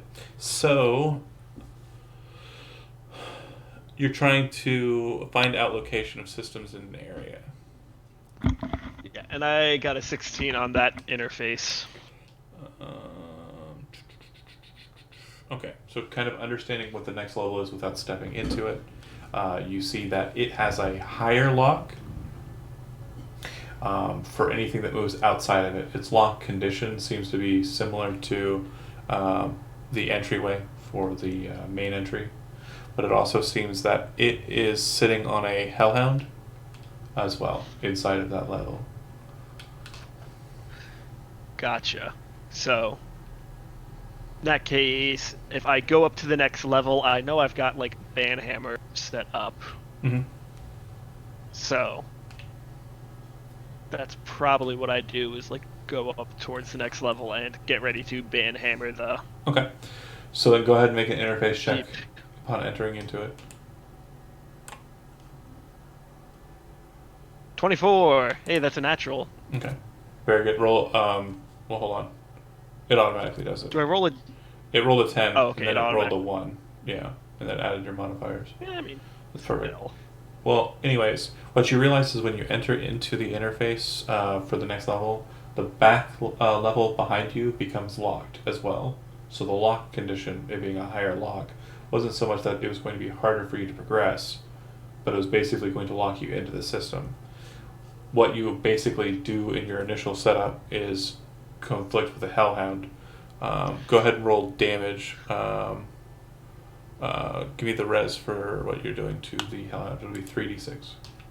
I think so. Yeah. So I'm just gonna hit the heavy pistol because that's the Yeah. same thing. So that's 15. Okay, you are able to basically disable the Hellhound in a single go. Cool. But at this point, you are still technically locked inside this space. So, for what you can tell with your amazing check there, is the reason why is because it was known that your presence was entered into the space. You'll need to basically back out the same way that you entered in, depending on how many lock points there are. If you want to progress, though, you'll need to go ahead and make a backdoor check, so another interface check. Okay, I am going to progress because why not at this point? And that's another 16. Good enough. This one remains open behind you, but when you enter into the space, you see that there is a control point, and it appears that the level has other programs in it, specifically 2 control nodes for surveillance cameras. Cool. I'll just take a peek at those, and while I'm taking a peek at those, I'm imagining this is when I Twinkie question. I'm like, yeah, working on it.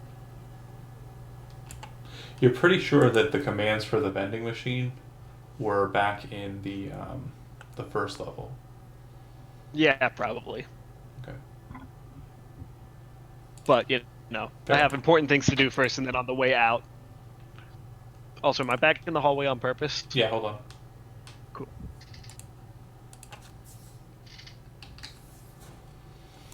You take a peek in the first one. Your vision inside should change. Oh, nice. You can see it looks like there's about maybe 20 or so people at the area. The bartender doesn't appear to be present. There doesn't appear to be anybody serving. From what you can tell, though, as you kind of look around, it looks like it's an automated system. And then you can see that there's a fat kind of Asian individual kind of sitting behind the bar. Doesn't look like he's a barkeep. Looks like he's messing with a cyber deck, kind of twiddling on some knobs, some custom stuff. You're familiar with the things that he's basically working with. It looks like some kind of sound mixer setup, but it looks like he's kind of an independent setup, accessing the data fortress from a different location. You can see that there look like there are some Joe Boys in the far corner, which is a gang in South Night City. Why they're here, you're not sure. The 2 girls from before are on the dance floor. There's a strange Irishman currently throwing down mixes and playing sweet guitar licks up on stage. Couple of working types with weapons on their person. A couple of them look like they're mainly focused on the brain dance experience in the booths, and others are at the bar or the table area in the center enjoying some high-priced drinks. The Asian individual I mentioned before, there is a glass sitting out in front of him. Looks like there's a single large ice cube inside with a sliver of orange. Cool. I just sort of like relay all this information as I'm seeing it. Okay. You want to switch to the other camera? Yeah, sure. See if there's anything different with that one.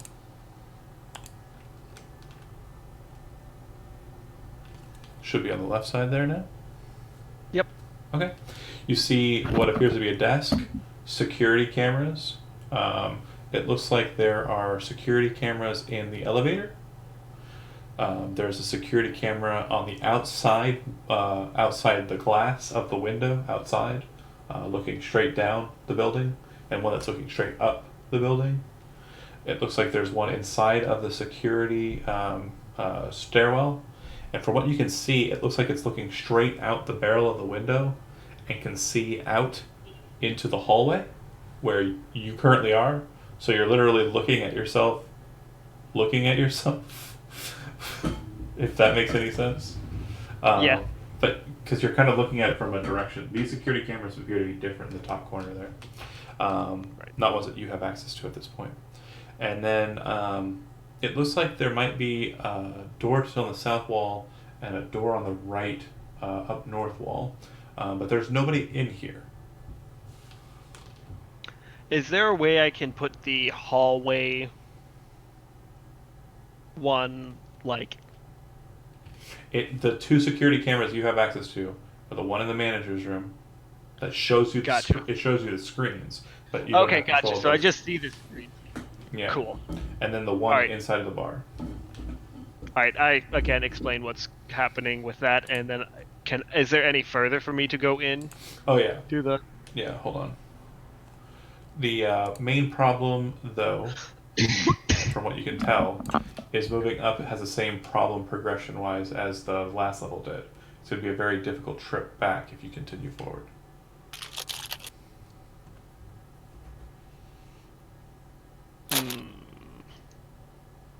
Because I do want those Twinkies. Keep your eye on the prize. I want those Twinkies. Hey, we can split them. There's 2 in the packet. I'm listening. From what you can tell about the Data Fortress's construct, it looks like there might be 3 more levels above. Right. I mean, the thing is, there could be some useful stuff, but at the same time, we've already gotten some useful stuff. So I'm going to keep going. Okay. So go ahead and make an interface check as you move into the next level. Oh, that's a failure. Okay. So That's a bad failure. the second you enter into this position, the passageway behind you blocks off. And for what you can tell, the entire passageway to the further on is locked out, frozen. The second you enter into it. And you feel like you are basically buffering at this point. Racer, what you see on the outside is Red Eye, after you kind of ask the Twinkie question, just starts kind of twitching.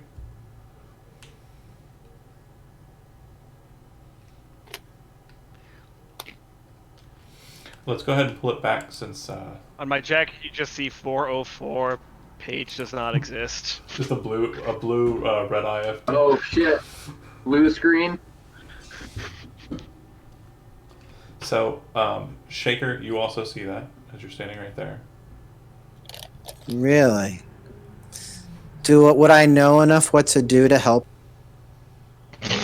Probably Shaker, not. do your thing. Shaker. It's like, Okay. Oh, that was top tier dad puns. Yeah. oh yeah, dad puns, engage. Do what you do, Shaker.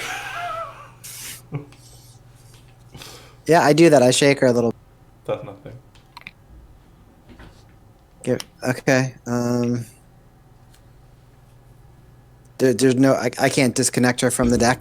Do you want to? I mean, you could. Scramble her brains any more than they already are. Is that what the idea? If that's what you want to do. But she looks unconscious or No. comatose or. She looks like she's just kind of twitching. She looks like she's having a seizure, basically. Okay, then I guess instead I would just sort of stand over her and in Well, a she hasn't- protective way make She it. hasn't fallen down. She's still standing. Like. Well, I understand, but obviously I'm knowing something's wrong. Okay. So I just want to make sure that nothing's going to mess with her. And hopefully she'll come. Racer, Put your hand in her mouth. Racer, do you want to do anything?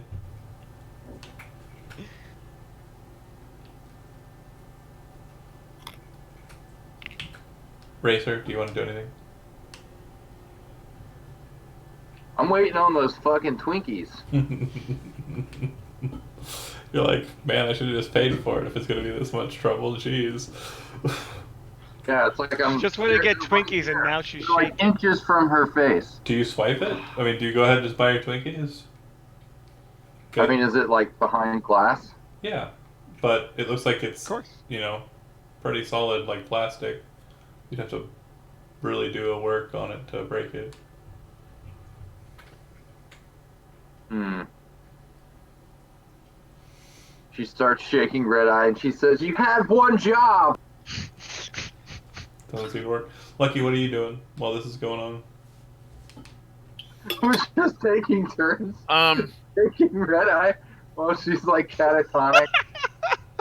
I think after the initial comment about checking out the door to be our distraction, Lucky would have headed in to start scoping out the club and maybe hit up with those ladies, maybe walk over to the bar to look for coin box, something like that. I don't know. The second you step through the doors, you're assaulted by the sound. It's like if you've seen John Wick in like the club scene, it's like ooh, whoa, whoa, whoa, whoa. The window on the far wall, which is the northern side, it's got like all sorts of different patterns kind of moving across it that are all kind of like pinks and purples and like bright shades of blue. The room is dimly lit except for all of the bright lights that are going through it. Definitely a contradiction of terms, but to be certain, I think you get what I mean. And yeah, you can see that it looks like the person behind the bar over there is messing with some sort of cyber deck behind. It looks like he's really feeling the music. Some of the people on the dance floor are as well. It doesn't look like he's really making the music so much as kind of controlling the way it sounds, technically. The person up on stage appears to be the one that's creating the music. A strange, like kind of just, crazy looking individual, probably high on all sorts of drugs, hair kind of just up in a mess, and every so often he kind of says something in Irish that can just barely be heard at your distance, and it's probably even harder to understand than the people who It's actually pick Mickey. Cool. So let's see. I guess I would head up to the dude behind that looks like he's helping enhance how the music sounds, and over the music to be like, He's got a headset on, like I do, and it looks like he's kind of focused in on his device. all right. So it looks like it would be too overt to try to get his attention. So if that's the case, I would find some place to order a drink and then wait for everyone else out on the dance floor Okay. with those two ladies. What you very quickly realize about the bar top display, it is a display. It's a touch screen, the whole length of the bar, and basically the second you touch it, a menu appears. You kind of move your hand across it, touch, and then it looks like a small little square appears, and it says "Place card here," for you to set your card and for it to scan your card.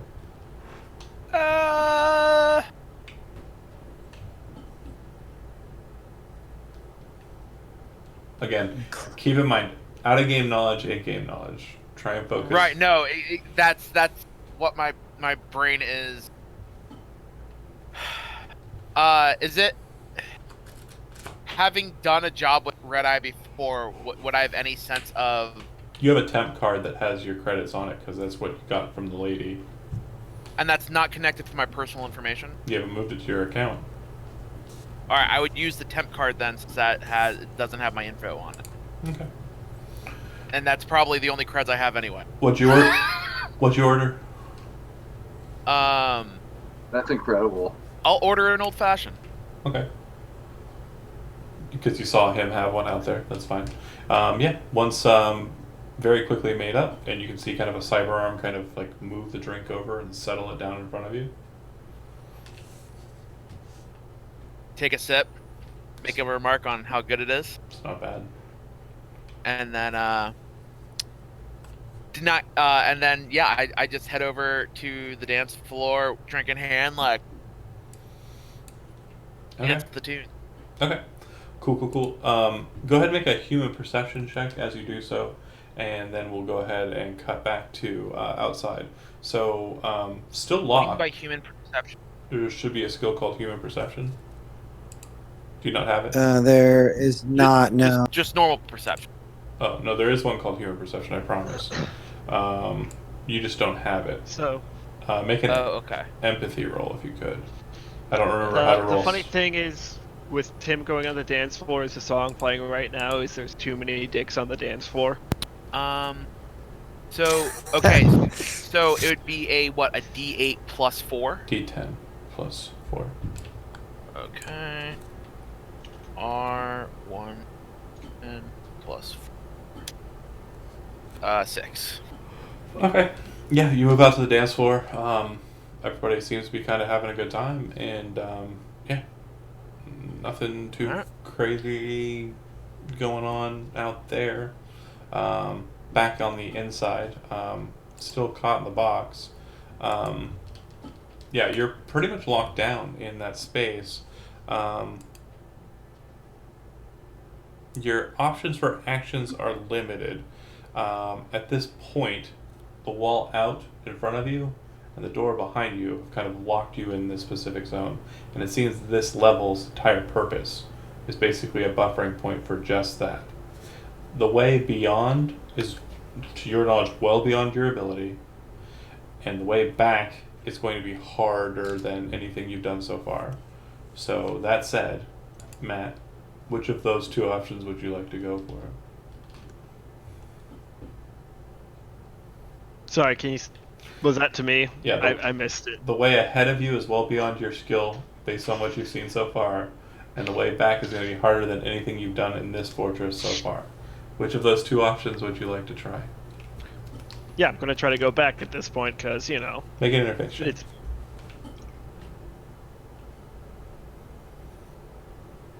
33. Oh, very nice. Alright. With that Because check, I am a lucky mofo. with that check, you are able to not only get through this specific buffer, but also you decipher the backwards blocking gates here, and are able to basically maneuver yourself back out of the data fortress at your leisure. Can I hit the Twinkies on the way out so I can? Yep. Eat them both yourself. Well, no, I just mean get them out of the vending machine. Yeah, you can pop both of those out, no problem. Chad, Racer would see the Twinkie dispensary kind of and drop out one, and then and drop out the second one. Oh my god. So wait, One of they're those is mine. they're individually wrapped? There's 2 sets of 2. Oh shit. Okay, Oh. yeah. She'll take one and she'll give the other one to Red Eye. Oh, simple things in life, right? Red Eye pops the deck. Absolutely. And mission accomplished. I believe we can go ahead and end the session. All right, that's it. That's it. I was about to unplug you too. That Twinkies have been acquired. I feel like if you unplugged me, that would have been bad. Yeah. She immediately puts it in her safest, most secure bag. All right.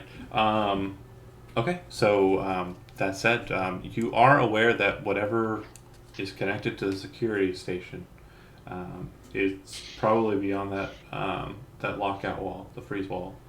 That said, what would you like to do to proceed? But you are also aware that you can get back into the data fortress and get to the point that you've gotten up to again, no problem with that check. Yeah, I'm not going to worry about getting back in there right now. What's that freeze wall in place? Yeah, it seems like a pretty solid system. And with that interface check too, you would notice that a lot of the programs you're dealing with here seem to be very similar make and models to the ones you were dealing with in Lantec. Right. Yeah, so I'm good with not messing around with that for right now. So Okay. should we find Lucky? Yep, head that way. Okay. And yeah, Tim, you're just getting it, having a great time. If you're waiting for some sort of break in the music, it's not going to happen. I don't know if you've ever clubbed up, been a cool kid at the club, or as the childrens would say. It's going to be a party. The only thing is I would occasionally look to see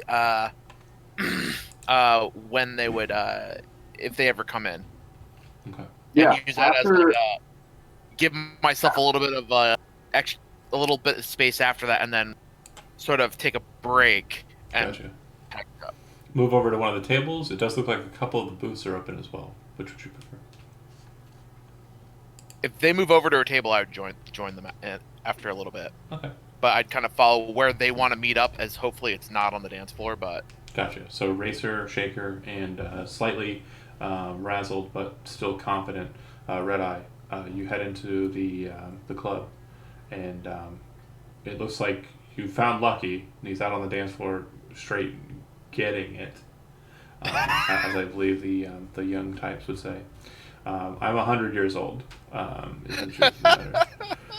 But head into the club, and it looks like there are a couple of booths open. You can see the person who you presume is the audio technician, slightly overweight Asian fellow with glasses, headset, probably bigger and cooler looking than mine, and looks like he's got a bag on a strap, and he's messing with a cyber deck, and seems to be having a good time. All the stuff I described before. as Racer walks in, she kind of just shoots the bouncer like a coy smile and a wave, like real friendly and flirty. And she just sort of like walks right in like she owns the place confidently. Never minding the fact that she's not at all dressed for the party. Sure. What you'll notice. Um, Oh, sorry. Real quick. What you'll notice about the bouncer is it looks like he is in like full kind of military garb. Looks like a solo, someone who kind of makes the money this way. And the other thing you notice about him is he appears to be an Orbital Air solo. So Orbital Air is a company that's slightly defunct in this day and age, but still a bit prominent, that travels up and down from the Earth to satellites in space. One of the bigger ones that they had for a long time, but kind of fell away, was a place called the Crystal Palace. But that place was dropped from the sky. But there are a couple of military installations still kind of floating about in space. The city of Chicago, I think it was, back in the 2017, somewhere around about there, was shot by a mass driver from space, and basically took out that whole city. So the Midwest is a hellhole. Also, in this game, in Cyberpunk, the Midwest is a hellhole. But Yep, exactly. see what I did there? This is pretty funny. But yeah, looks like an Orbital Air solo type. Damn. Oh. Yeah, I'm definitely gonna steer clear of him. And You said over here by the Asian dude is you said he's the sound guy. looks like the sound guy, yeah. Cool. And this is the bar. Mm-hmm. So he's behind the bar. Correct. Right. She's just gonna walk right over and order a drink. So there's nobody to take orders, and the Asian gentleman is not listening to you, and this is a lot fancier than you've seen. You kind of place your hand on the table and then realize it's a digital display. You see the menu pop up. You very quickly, intuitively figure it out and order a drink. Muted. Still muted. Yeah, I'm just thinking of what Also muted. Muted. what she's gonna order. Oh no, I want Matt. Still muted. Interesting. Yeah, Matt might be trying to stop you. what did you order? Probably just like a whiskey, Okay. like whiskey neat. Yeah, not even thinking about it. You set your card down where it asks you to put your card down, and you order your drink. Well, there goes that. It's no big deal. You get a whiskey neat. It's served in a old-fashioned style glass, and the ice cube is perfectly round, clear, delicious.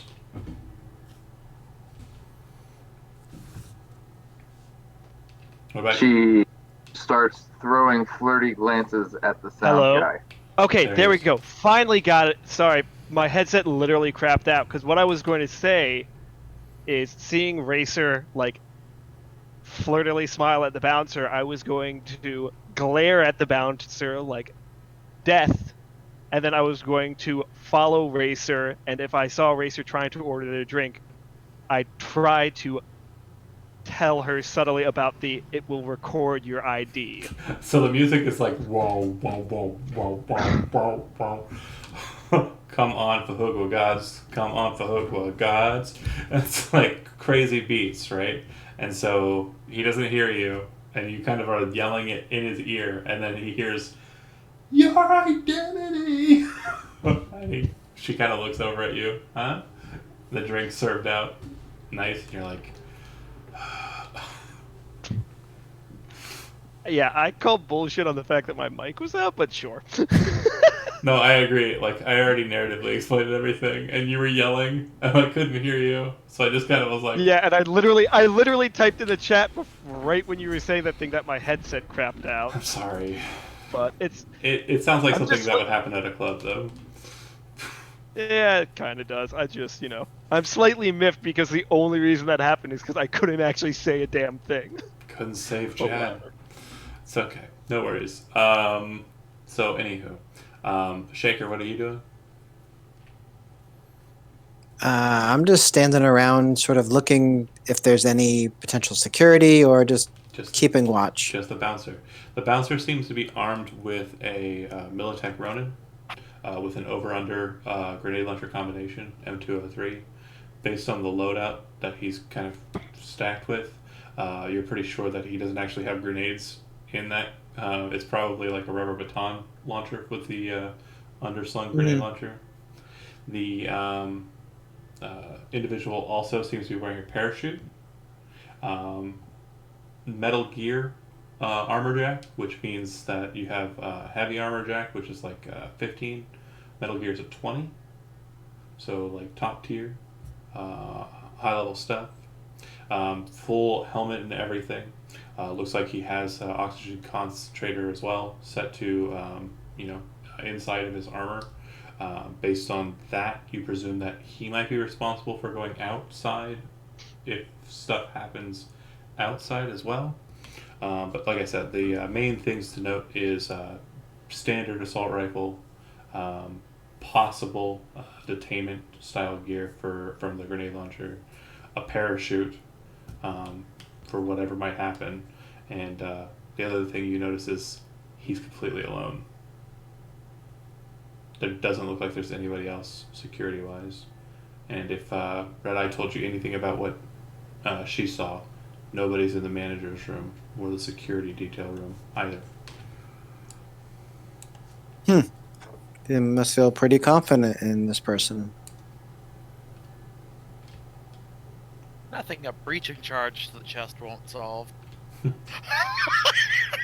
What you would know as a solo about Orbital Air is like they have a large turnover rate, so it's probably the case that he is not solo with that company anymore.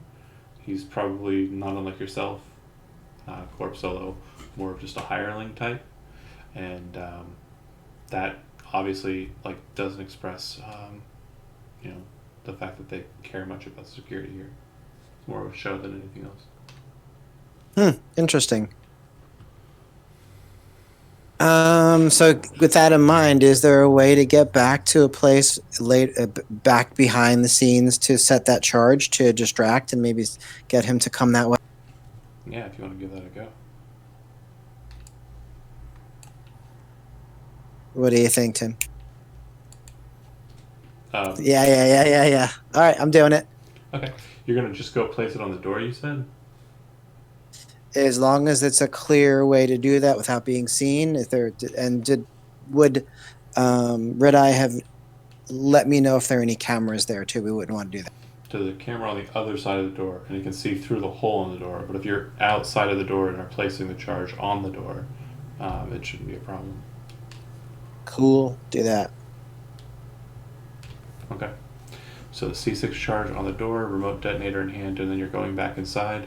Yep. Lucky, it looks like Racer's over at the bar. Looks like Red Eye's kind of stepping in. Um, Probably just, um, yelling at Racer from behind at this point, actually. It looks like they're having a conversation about mistakes that were made. And maybe a minute or two later, in walks Shaker. Is this so? Shaker did the door thing before entering. Hmm. Oh, okay. So I'm like, I'll be back, Okay. and then I walk over to the bar to see. So what's the big deal? What you yelling at, Red Eye? Literally, the second you step away from the two street fashion girls who were out there, you see a couple of other guys kind of muscle in on them, and they very quickly kind of like back away and move over to this area. And they seem to be hanging out with a guy who's wearing like a Jason mask on his face and spiky kind of like hair. He's got like a ninja sword on his back, and he's got like a gun just sitting out on the table in front of him. And there's like several drinks out there, and they seem to know him and start talking to him. Cool. Dude, you're losing to a horror villain. Come on. Or I get to meet the horror villain and get use them Pretty lame. for and Could we ping where coin box? Yeah. right here. Okay, cool. Fat Wait. Asian. Coinbox is a fat Asian.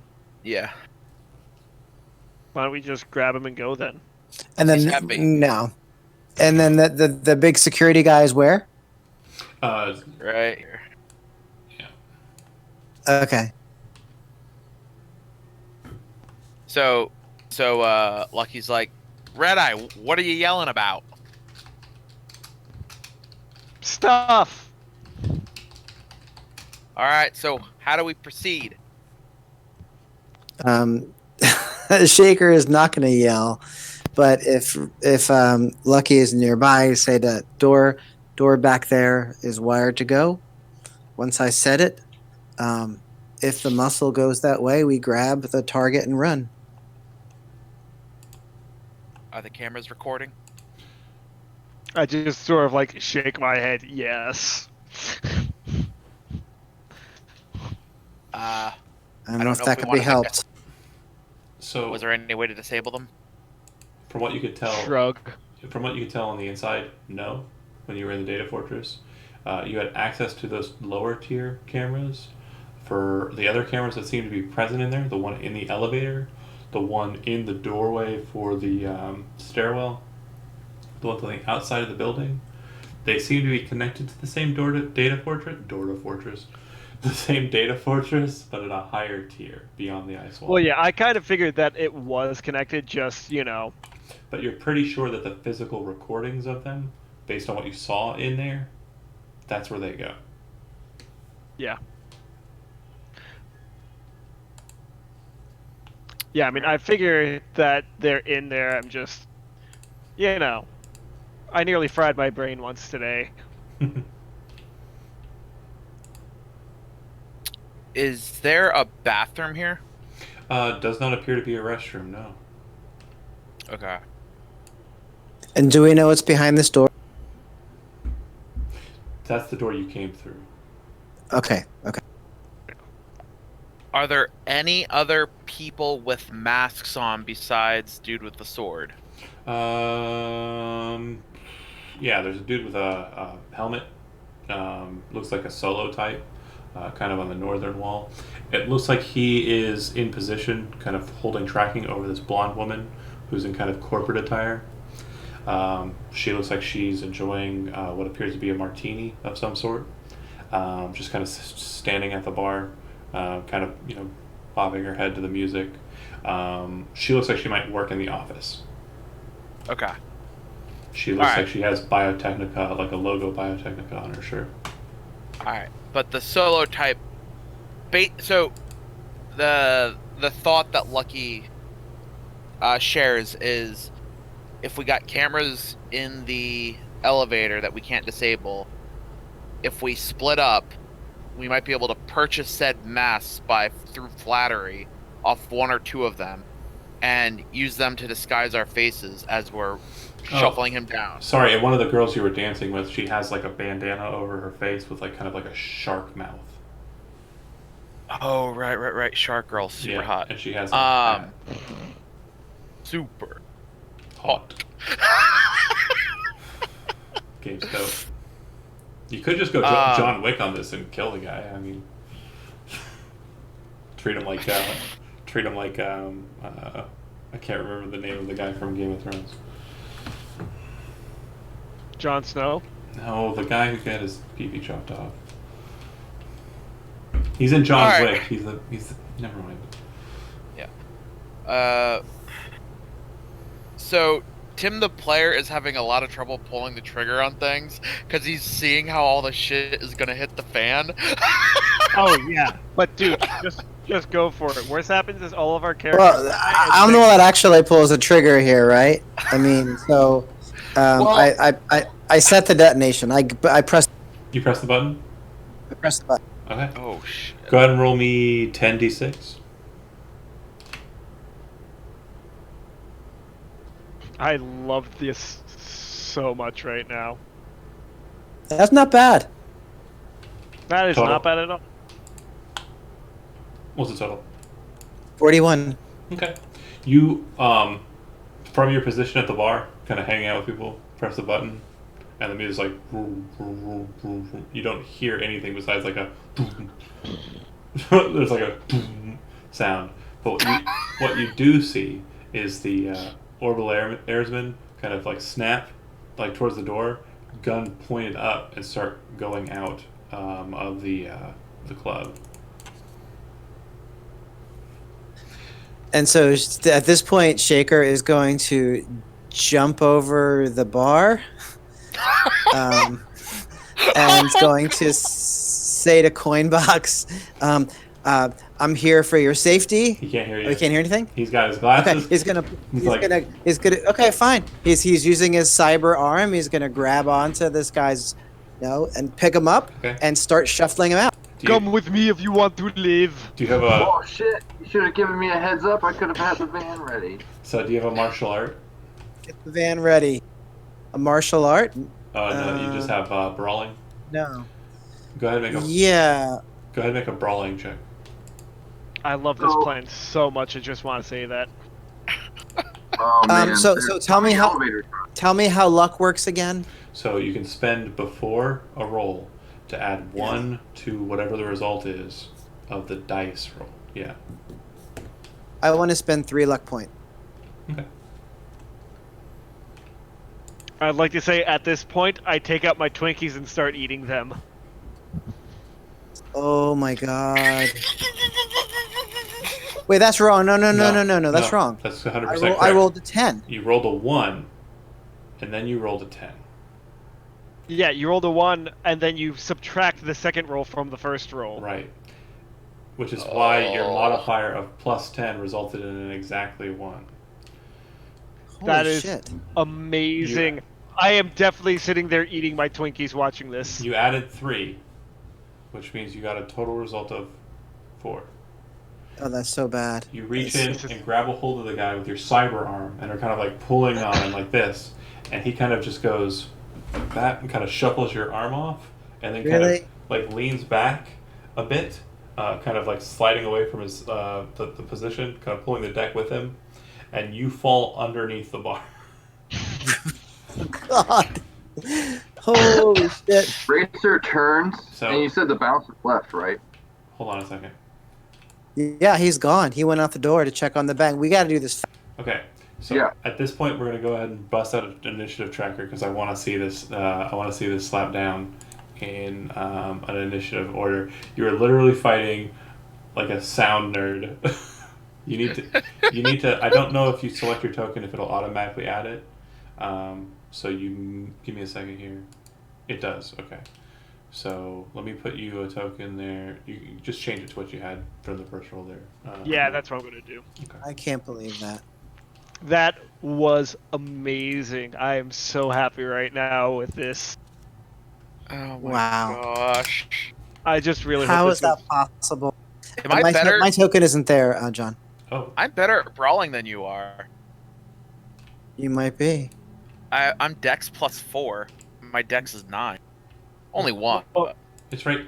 Your token's right there. yeah, your On token. the turn order tracker. Oh, Did you click on your token when you? I did. I did. villainy. Huh. Well, you're on there now. Okay, so Lucky, you're Awesome. first. You see this happen. You watch Shaker, who you thought was a pretty competent martial artist, grab a hold of this individual who kind of like, and basically causes him to fall underneath the bar. Steps back, holding his cyber deck, looking down like,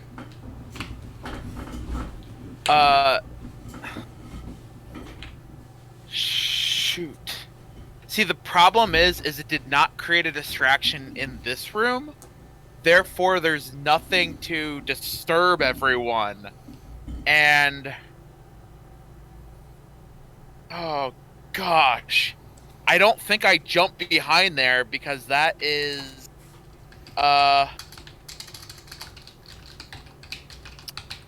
I'm like, all right, I say, Racer, I can handle us. Let's go get ready to take care of that guard if we need to. okay. And I will move up to the door, Okay. or as far as I can. So your speed What's my is 7? yeah, move allowance. 1, 2, 3, 4, 5, 6, 7. All right, and then no action, right? Yeah, no action. Okay, so Shaker, you get a different vantage point on Coinbox. From this position, you see that in his left hand, he's holding a cyber deck and kind of pulling it away. It looks like it's got a dongle connection to the audio system in the room, so he can kind of move around the place if he wanted to. Not exactly Wi-Fi, but kind of localized Wi-Fi. And he's reaching down with his right hand to his hip. On his hip, you see that he's carrying what is known as a Nova Arms City Hunter, which is one of the biggest handguns that you think you've ever seen. So that's the story of your life right now. What would you Oh like? boy. What would you like to do? What I'd like to do? Can I? So I'm on the ground, right? Mm-hmm. So I'm going to sort of roll over on my back Sweep the leg. under the bar with a shotgun under his face. So like, I'm hopefully he's not like I can't be. You know what I'm saying though? Like I'm on the ground and I swivel with the shotgun. It's pointed up at him, and I'm probably still underneath the bar. Okay, so you're trying to kind of intimidate him or shoot him with a shotgun? Oh, I'm going to intimidate him. Okay. And if he looks like he reaches for the gun, then I'm going to shoot him in the legs. Well, you're pointing it up at his legs then? Okay. Let's see. Go ahead and make me an interrogation check. It's the closest thing I got. God damn it. I'm going to add my remaining 3 luck points to this roll. Okay. Let's see if you can roll another one. 17. Okay. Plus 3 is 20. You put the shotguns to his legs, and he kind of like is reaching for the Nova Arm City Hunter, kind of looking down at you, and you kind of see his like face go from like it was like happy, plucky to like kind of shock and alarm, and now kind of a like, yeah, right.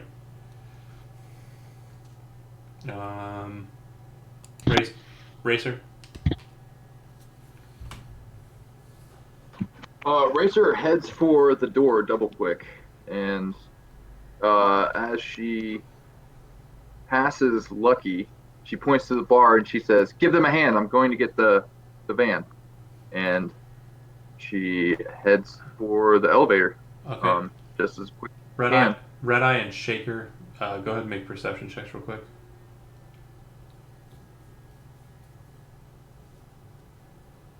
18. 19. You hear him over the wub. I hear who? over the You hear- Okay. Yeah.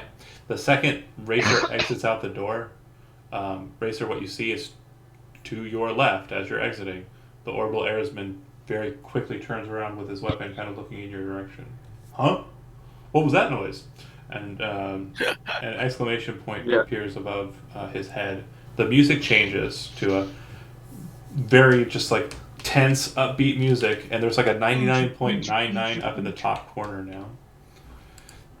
Okay, She holds up her hands, and for dramatic effect, she actually drops her drink. we'll get to that here in a second. He's not taking. I mean, how far away do I move? Your move allowance, whatever your speed is on your sheet, is the number of squares you can move. Because a square, each of these squares is a meter.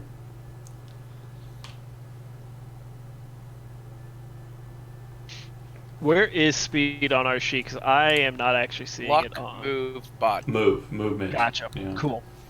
So I can't like double move? As you take your action to move, yes. Oh. Yeah, that's what I'm gonna do. I mean, there's no one for me to shoot. They're gonna handle that guy. Okay. I need to go get the getaway. All right. So then, So, as a free Double action, move. So the orbital airsman says, "Hey, hold it!" And you ran this turn, so you're not going to stop for that. You'll stop on your next turn. So keep moving your speed. That's fine because these rounds take 3 seconds. So Ooh, wow, even faster than D&D. yeah. 5, 6. Coin box pulls the strap, points it straight down at you. Since you were just trying to intimidate him and not shoot him, there wasn't a readying for anything. No repercussions happen for him doing that. He's now pointing the gun at you. And you can see that he's readying to do something. Shoot you if you keep playing this game. And he's pointing it straight at your head, point blank range, and he says, "Drop it." And he says it loud enough that you can hear it. And also another thing you notice is you hear reverb from the audio. His voice comes through, and you hear, "Drop it." Then you see Mickey up on stage go,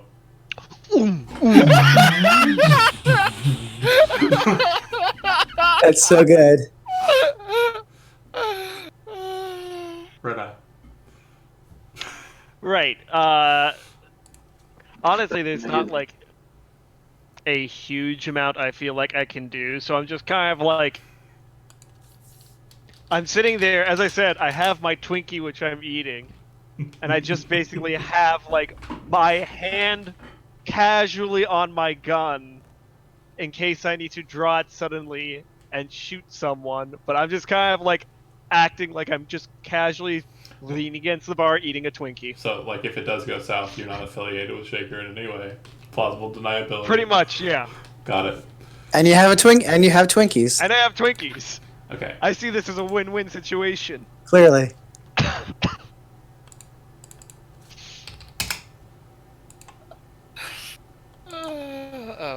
Gotta look out for number one in this situation. All right. Always. Chad, you hear the voice come from behind you. "Hey, hold it." And then you also hear the sound of kind of like the rifling changing from a low down kind of like, ready position to a straight up, shoulder mount, ready to fire position.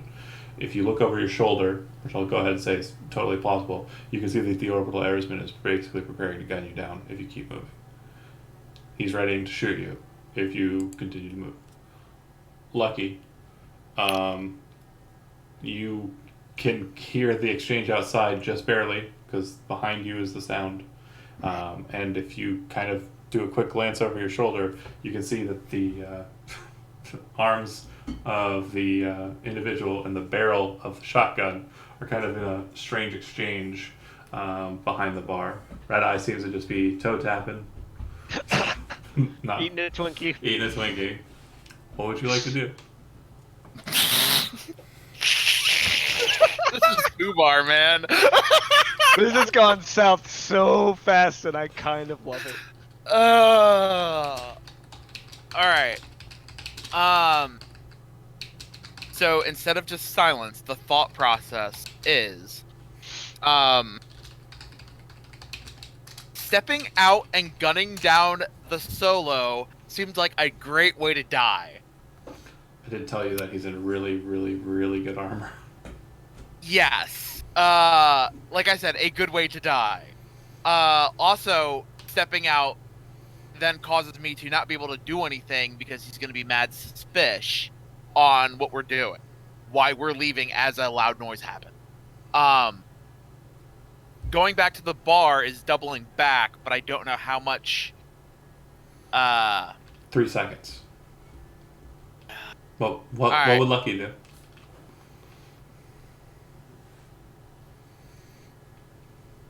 Oh man. Sometimes it's just best to go with your gut. Yeah, the gut is a terrible idea, and this is what's happening. Shot at the head. Wait, who are you shooting? The guard. Oh my gosh, yes. All right. Okay, so first things first, make a marksman roll. The target number is insanely low because you are basically pulling the trigger point blank. Wow. God damn it, Lucky. God damn it, Lucky. It's gonna be a Wait, should those be D8s or D10s? D10s. Why? So for some reason it's rolling D8s. Oh yeah, mine were rolling d8s too. So are mine. I did notice that, but I thought that's the way that it was supposed to be. No. For the skills? Huh. That's strange. Weird. Well, this character sheet's broken. Just keep rolling. Oh, well. It's a D8 system for tonight. I'll double check and make sure it Okay. didn't change into one, but I'm pretty sure we used D10s at Gen Con, so I'm pretty sure it is d10s now that I think about it. I just... yeah. We'll fix it later. That said, 23 definitely hits. 15 was the target number. So now you're going to give me the shotgun's damage. Mm-hmm. And anything in excess of the armor mark will go into the head and be doubled. I can't add luck to this, can I? Not the damage, no. Okay. 18. Alright. Let me double check. That one killed you. What's his AC, out of curiosity? 20. It's going to absorb all of it. Yeah. Okay. So have you ever seen the movie John Wick 3 Parabellum? I know I keep referencing John Wick, but yeah. Remember when they're shooting at the guys who are in the armor and it's just like not doing anything? Literally just a bunch of just spray just kind of smashes against his face and kind of like causes him to and kind of turn and look in your direction. Okay. Yeah. On 15, Racer, you see the situation behind you, but you also see the elevator doors opening in front of you, and two ladies wearing very fine-looking dresses, massive, like, just poofed out skirts, and, like, strange patterns on their skirts, just step out from the elevator, leaving the elevator completely open for you to escape, if that's your plan. Do they look like they're readying their weapons to fire? The ladies? No. Yeah. Yeah. One looks like she has a very nice submachine gun, and the other one looks like she has a what you would know as a jungle reaper. A very common nomad gun. Also, for your purposes, it's a jungle reaper is basically the M42 pulse rifle from Aliens. Nice. Because the 80s. Solid. That's awesome. If it's a nomad weapon, could he possibly make a nomad check? No. It's just a weapon that's commonly used by nomads. It's not okay. specifically nomad only. Okay. She knows this situation is about to get really fucking messy. Yeah. But her beloved cousin just did something really stupid, so you gotta help him out. So what can I do in a turn? So you can take an action, and you can move. Okay. You what could can I take do as more an than one. action? You can do more than one action if you take a penalty, right? That's 2020. Oh, okay. What can I do? You tell me what you want to do, and I'll tell you how it works. Don't think too much I about want to run over there and kick this guy to the ground and shoot him in the face with a shotgun. Okay. So we can definitely do the first part. So you're going to go ahead and move your move allowance, or move. If nothing else, I'd like to at least shoot him in the face with a shotgun. Well, if I can't knock him down. go ahead and make. Do you want to try to knock him down first, or do you want to try and shoot him first? Because both of those Shoot are him. actions. Which one do you want to Oh, do? if I can do both of those things, then I want to knock him down One, and then shoot. one or the other. Both are actions. One or the Okay. other. Yeah, fine. Then I'm gonna move and I'm gonna shoot him in the face with a Sure. shotgun. You don't want to try and swear on him. I'm sorry. You What? don't want to get into fisticuffs, get in the muscles. Oh yeah, I've got my. So if you want to knock him over, basically create a Right. situation where it's impossible for him to shoot Lucky, like Right. you can shoot him in the head and watch the bullets scatter off. No, Potentially. you're right. Yeah, I'm gonna wrestle him to the ground, try to control his weapon. Okay, so move at your speed up to him, and then do you have brawling? Yes. Make a brawling check.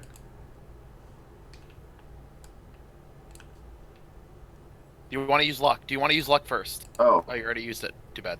well, how's luck work? You Basically, you say how So much my you want to luck stat use. is 7. Okay. so you have 7 And points. what of do I luck. get for But you what do I get for spending luck? well, you have to claim it before you roll, and then you can spend however many points you want. You have 7 total for the night, and you can spend however many points you want. You add that to the roll results. Yeah. So Can I do that now or? No, you need to do it before the roll. you're new. Okay. I'll let So, you do it. I got 7? No, you're new. Oh, okay. I'll let you do it. What do you? But next time, no. Got you. But yeah, what would you? I'll spend 3 points. So that's what, an extra 3d8. No, it'd be 3 total, so 20. You now have a total roll of 20. It's a static modifier, not like dice modifier. Oh, okay. Spend all of it. Spend all of it. My suggestion. I mean, Yeah, keep in okay. mind if you spend all of it, you won't have any left for the rest of the game. Yeah, no. I'm just gonna spend the 3. So I rolled a 20. Okay. Cool. Yeah. So I only got an 18. So had you not spent that luck, you would have got it. Nice. So basically, what we're trying to do here, rule of cool trumps rule. So you want to get him to the ground, right? And I'm So assuming basically just like, yeah. try and secure like- secure the weapon so he can't shoot it.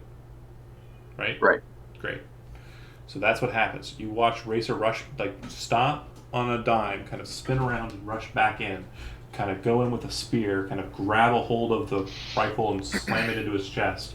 Both of them fall to the ground. Racer on top, kind of pushing her weight down on his chest, and the rifle's like here. Okay? So Shaker. Yes. There's a city hunter pointed at your face. Yeah. So I'm going to sort of And I put my arms up and drop the weapon. Go ahead. I was gonna say the edict was drop it. Okay, thank you. Okay, you dropped it. Uh-huh. Okay. And then I start standing up. Okay. And the weapon stays trained on you as you do so. As you kind of get up, Red Eye, looks like that situation is going by amicably. I mean, I'm just.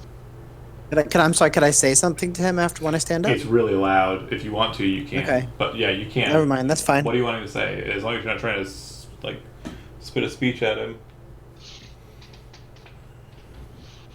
No, it's fine. Never mind. Okay. Red Eye. So I saw, like, is this door down here open for me to see out of? Yeah, because basically? Lucky's standing in it. So I basically literally just saw that whole thing go down pretty much. Uh-huh. Eating your Twinkies. Eating my Twinkies. Tight. Like So you I'm- didn't see Racer like run past the doorway. You saw her fly past the doorway. Right. So I'm just going to casually walk down this way out of here. That's what, like 1, 2, 3, 4, 5, 6, 7, 8, 9. And you said the elevator's open right now, right? The elevator's open, and there are two ladies standing there in Lolita dresses. One has an SMG, and one has an assault rifle. Does it look like I might be able to get past them and go down the elevator? They don't. They don't look like they're just they kind of just stepped out this turn. This is like literally 3 seconds. So if you step up to them, and kind of like try and not be hostile, I mean, I assume that they're gonna let you pass. Yeah, I'm just going to casually walk towards the elevator and just go like, it's getting a little loud in there for me, and just try to get on the elevator and hit the ground floor button. Okay. So what's your speed so far that you've moved? So I moved 1, 2, 3, 4, 5, 6, 7, 8, 9, 10. My speed is 11, so if I use my action to move. Okay, so you're kind of running. You're kind of doing it at a pace. So I'm doing it a little bit of a jog. Yeah. And then you say what you're saying, and they kind of look like they're kind of like, whoa, what's up? And then they kind of like look like they're kind of splitting apart to let you through. You have a move of 11? Yeah, I have a move of 11. Wow. Let me double check that. It's what it says on my sheet. All right. I thought the highest was 10, but no. That's really weird. It should be a 10. It should be a 10. Okay, well then even with a move of 10, I should be able to. Yeah, because I don't think that. Yeah, I think somebody at some point must have. Probably me might have hit the little up arrow. These character sheets are, definitely strange. But as you're kind of passing by, the one who looks like she's got the in charge, kind of gives you a look. I mean, she looks like that. Oh gosh.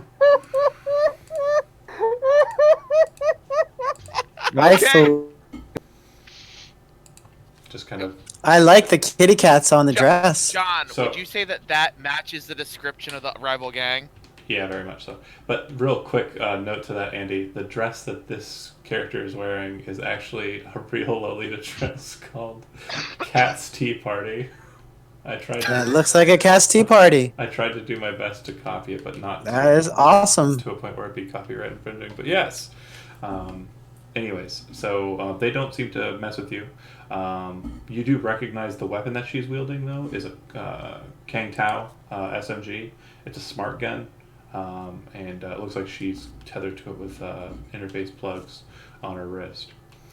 Very, very fancy submachine gun. Okay, that's for Red Eye.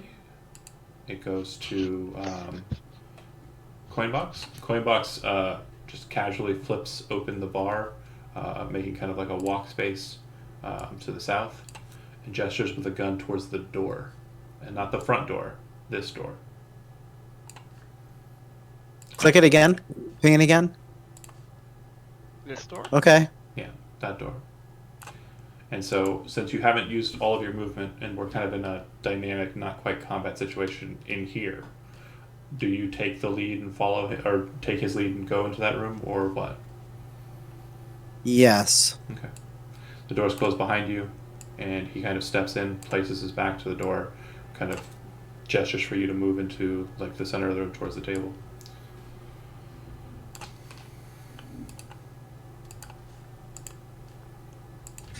Okay, I do. We'll get to having a conversation here in a second. That was only 3 seconds, though. No problem. All right. Orbital airtime.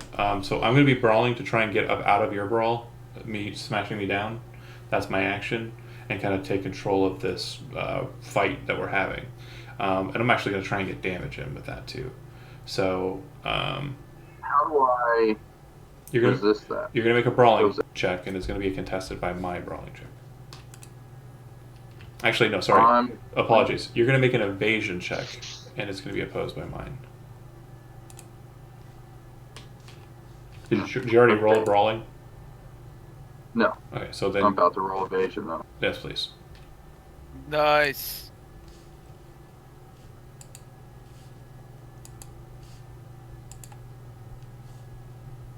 Yeah, real good. Okay, so he's got the gun here. He kind of like drops down a little bit, turns his head kind of to the side, and you can see that he's trying to roll his body. You very quickly like lean on the butt of the gun, and he kind of tips up, and you see that he tries to bring his elbow into your face, like right under the jaw. You kind of lean back up like this and push your head down, like kind of like sandwiching his elbow with your chin, and kind of got him now that his hands kind of placed against his neck, the gun kind of underneath his arm here, and you're pressing his own fist into his neck. Nice. Lucky you're standing over him. Does it look like I could pull his helmet off? As an action, I'd say you could try. It looks like he might try to resist it, and since his hand's like right there, he might be able to kind of hold onto it and secure it. So Okay. it'll be contested. As can I say something as like a free action? Yeah, go nuts. It's pretty quiet comparatively out here than it is in there. Do nomads have like a thieves' cant? No. Okay. Yeah, she just says to Lucky. She says, "Lucky, get out of here." She says, "Go get the fan."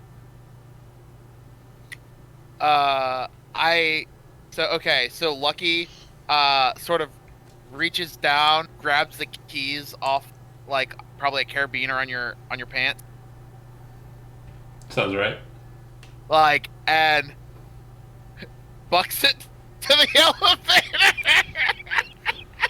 So now two of you are Red Eye can gone. hit the button. Okay. The two of you are gone. On 15, So I have a move of 14 if I double move. So the ladies move past you. Can you make it to the elevator? 14 from here. The tornado was blocking it. So yeah, I can make it to the elevator. Okay.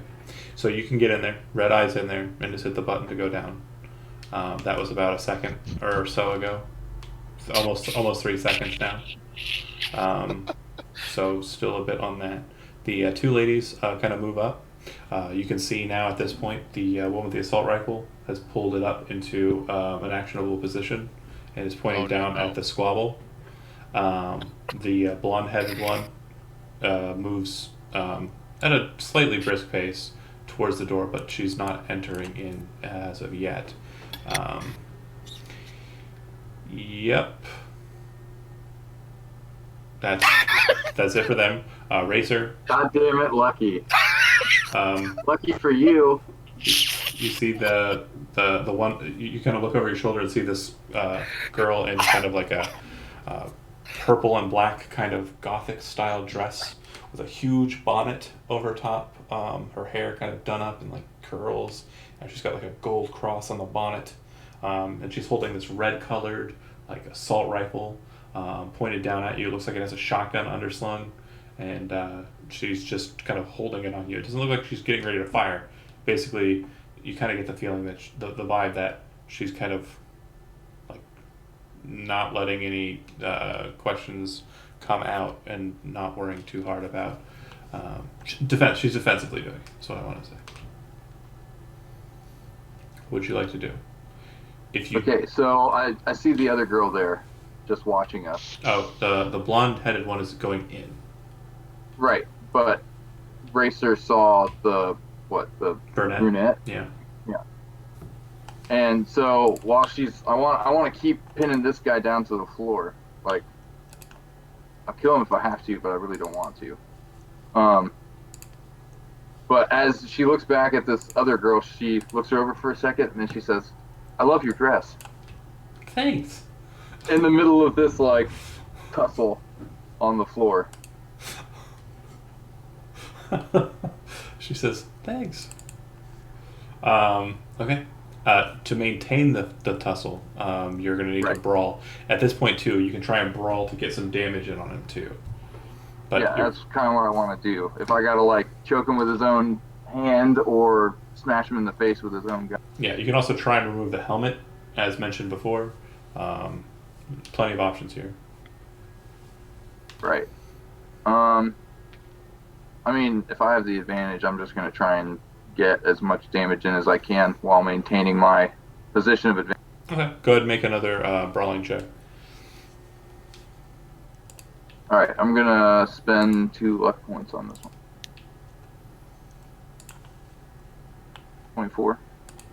Okay, so you succeed on defeating his evasion. I will state though, there's no need to roll damage. The armor seems to be ablating the damage. I guess next turn I'll just start trying to take his helmet off or get his gun away from him. All right, Shaker. Okay. So we're kind of in a situation here where we're talking. Weapon-wise, your shotgun's still under the bar. Yep. And we'll just kind of So narratively beat this, but like obviously time's gonna sync weird, but it's a movie. Who cares? I get it. Can I say something? Yeah. So I'd say, look, Theodore, my employer's going to keep on sending us after you until he gets what he wants. Do you really think it's a smart idea to threaten an Arasaka? Do I know what an Arasaka is? Everyone knows what an Arasaka is. There were two main No, military. okay, Sure. go ahead. There were two main military companies that kind of dwelled in Night City. The last corporate war basically ended with them two kind of coming to a skirmish and Arasaka being blown up, the tower being blown up. It's reported that there are remnants of the Arasaka company that still operate, kind of splintered away from the greatness that once was the mega corporation, or Zaibatsu, known as Arasaka. Okay. So he says, do you really think it's a good idea to threaten an Arasaka? Yep. He would say, my employer apparently thinks so. Well, I suppose I'll just allow you to go back and tell him, or her, or they, them, that they should stop. It's not a good idea, and it's only going to bring about death, casualties. We've had enough of that already. If you solos want to go out like Black Hand did, then fine. Die in a blaze of glory. I don't care. Killing me is not going to matter, and you're not going to do it because he wants me alive because of what I know. I'm not going to give it to you.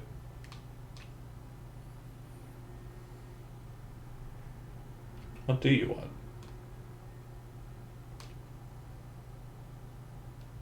I mean, isn't it always the same thing? Information, items of importance. Items of importance? What the fuck do you know about? He wouldn't answer. Gun trained on you, reverting back to time cycle. Red Eye. You left oh, right. But you Twinkie wrapper in hand. Did you leave before Shaker got taken to the side? He doesn't Yeah. give a shit. I basically like I basically left right before that happened. Okay. Like I just walked out because I'm technically like I was right before coin. Gotcha. Okay, so 3 seconds was the turn you touched it last turn, so it's now on the 3-second mark for the elevator to close. Noted. Yeah. It's gonna take forever. Me and Andy are gonna recite the Gettysburg Address before that elevator shuts. Yeah, I'm basically just sitting there holding the closed door button. He raises the City Hunter, levels it with your head again, kind of at a distance, but still pretty close, enough for you to see the rifling inside of the barrel of the gun. And he says, "Last chance. What are you looking for?"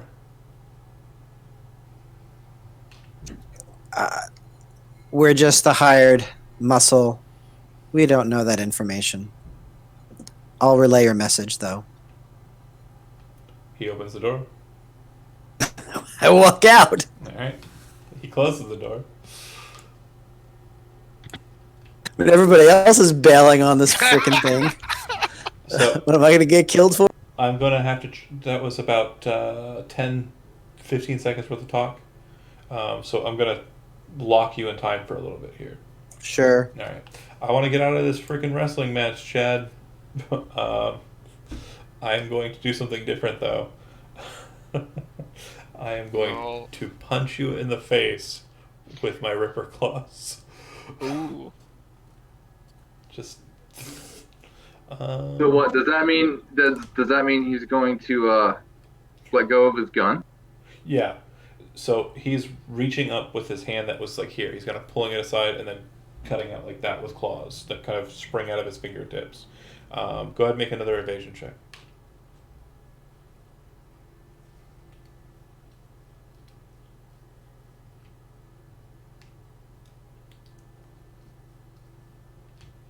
Fuck, man. So Nice. kind of swings in to try and kind of take a bit out of your face. You kind of lean back again, and you basically have control of the rifle at this point if you wanted to get it out of his hands. You're rolling like a boss, Chad. Lucky. Thank you. No, I was calling for Lucky. I wasn't calling you Lucky. Oh. The gun. Okay. Oh, well, I'm in an elevator. Sure. So, how was Shaker making out? Who? Twinkie. Racer. I just offer the other half.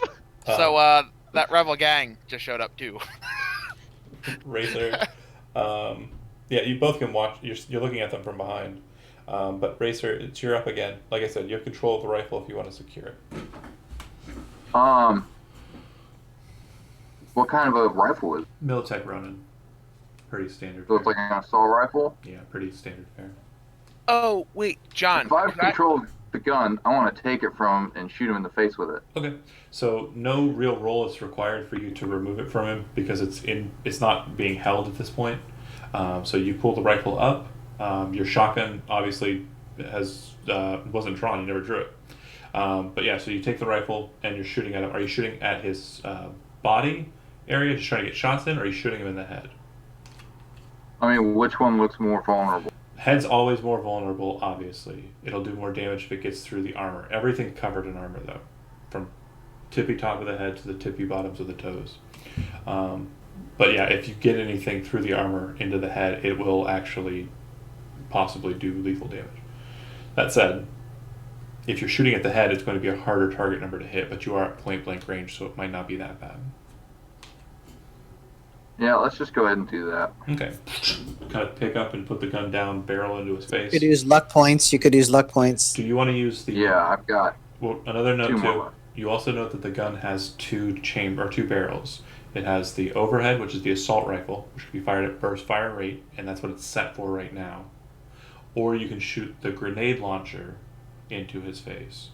Not knowing what it's armed with, but again, the solo did, but I can't tell you what that was. Probably just the assault rifle part, right?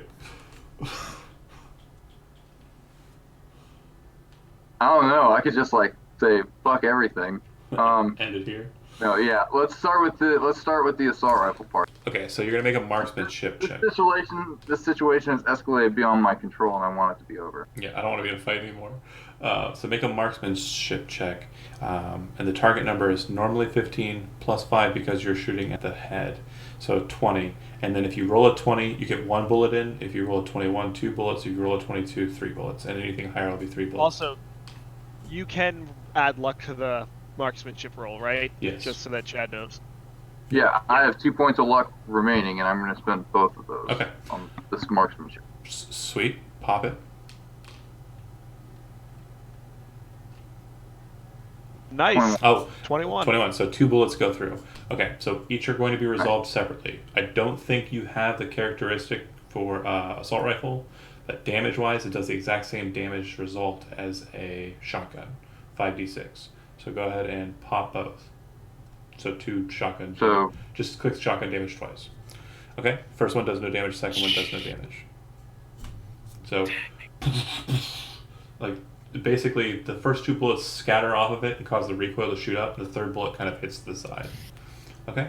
And after I shoot him, I say, stop. He looks up at you with his claws, and these bullet scratches on his face, and also, like, the peppering from the shotgun. And you don't see any emotion because it's a face mask. Right. Shaker. What is this fucking thing made out of? John, Real quick, I thought the doors had already shut. No. Someone's been standing in. Oh, for the elevator? No. Yeah. No. Okay. Yeah. Yeah, those take a couple of seconds. Well, if it's still open, then I'll ready action this round. Okay. So Shaker, you're in delay mode. Red Eye. This would be 9 total seconds, I believe. So the elevator doors start to close at this point and shut. Okay.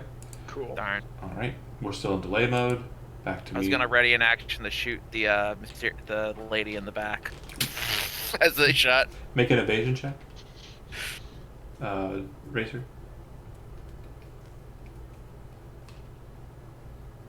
God damn. Nice. It keeps on rolling tens, man. So that's a 27, which beats my result of 22. As he snaps up and grabs a hold of the weapon, you kind of twist it and then throw to the side, and you watch as the Ripper Claws kind of drag across the exterior of the rifle and kind of cause these large scrapes to rent out of the metal of the weapon. And you kind of wrench the weapon away and then snap it back into his face again. And he kind of gets his hand knocked away, and kind of is still underneath you, looking up at you with, again, just a fucking, it's just a helmet. Lucky. Doors are closed, you're descending. Racer. Yeah, there's not do this. Keep shooting the face. Use the grenade launcher. I want to get some fucking distance if I'm going to do that. You And I think this other girl's just waiting to shoot me as soon as I fucking move out of the way. Sorry, I apologize. So- 15. I apologize. Right. Okay. She kind of steps up alongside of you and she says, "You got a problem with the bouncer?" How do you reply? My cousin did, and he ran off. "Oh, those nice guys?" She points the gun at him. "Come on now, quit it. You're not getting paid enough for this." You're up. She's talking to the bouncer when she says that. Right. She says, "Stop it." I you're not keep getting the paid." gun, I jam the gun into his helmet and sort of just, try to pin his head to the ground. I don't pull the trigger, and I just try to focus on maintaining my hold of the grapple. Okay. So go ahead and make a brawling check.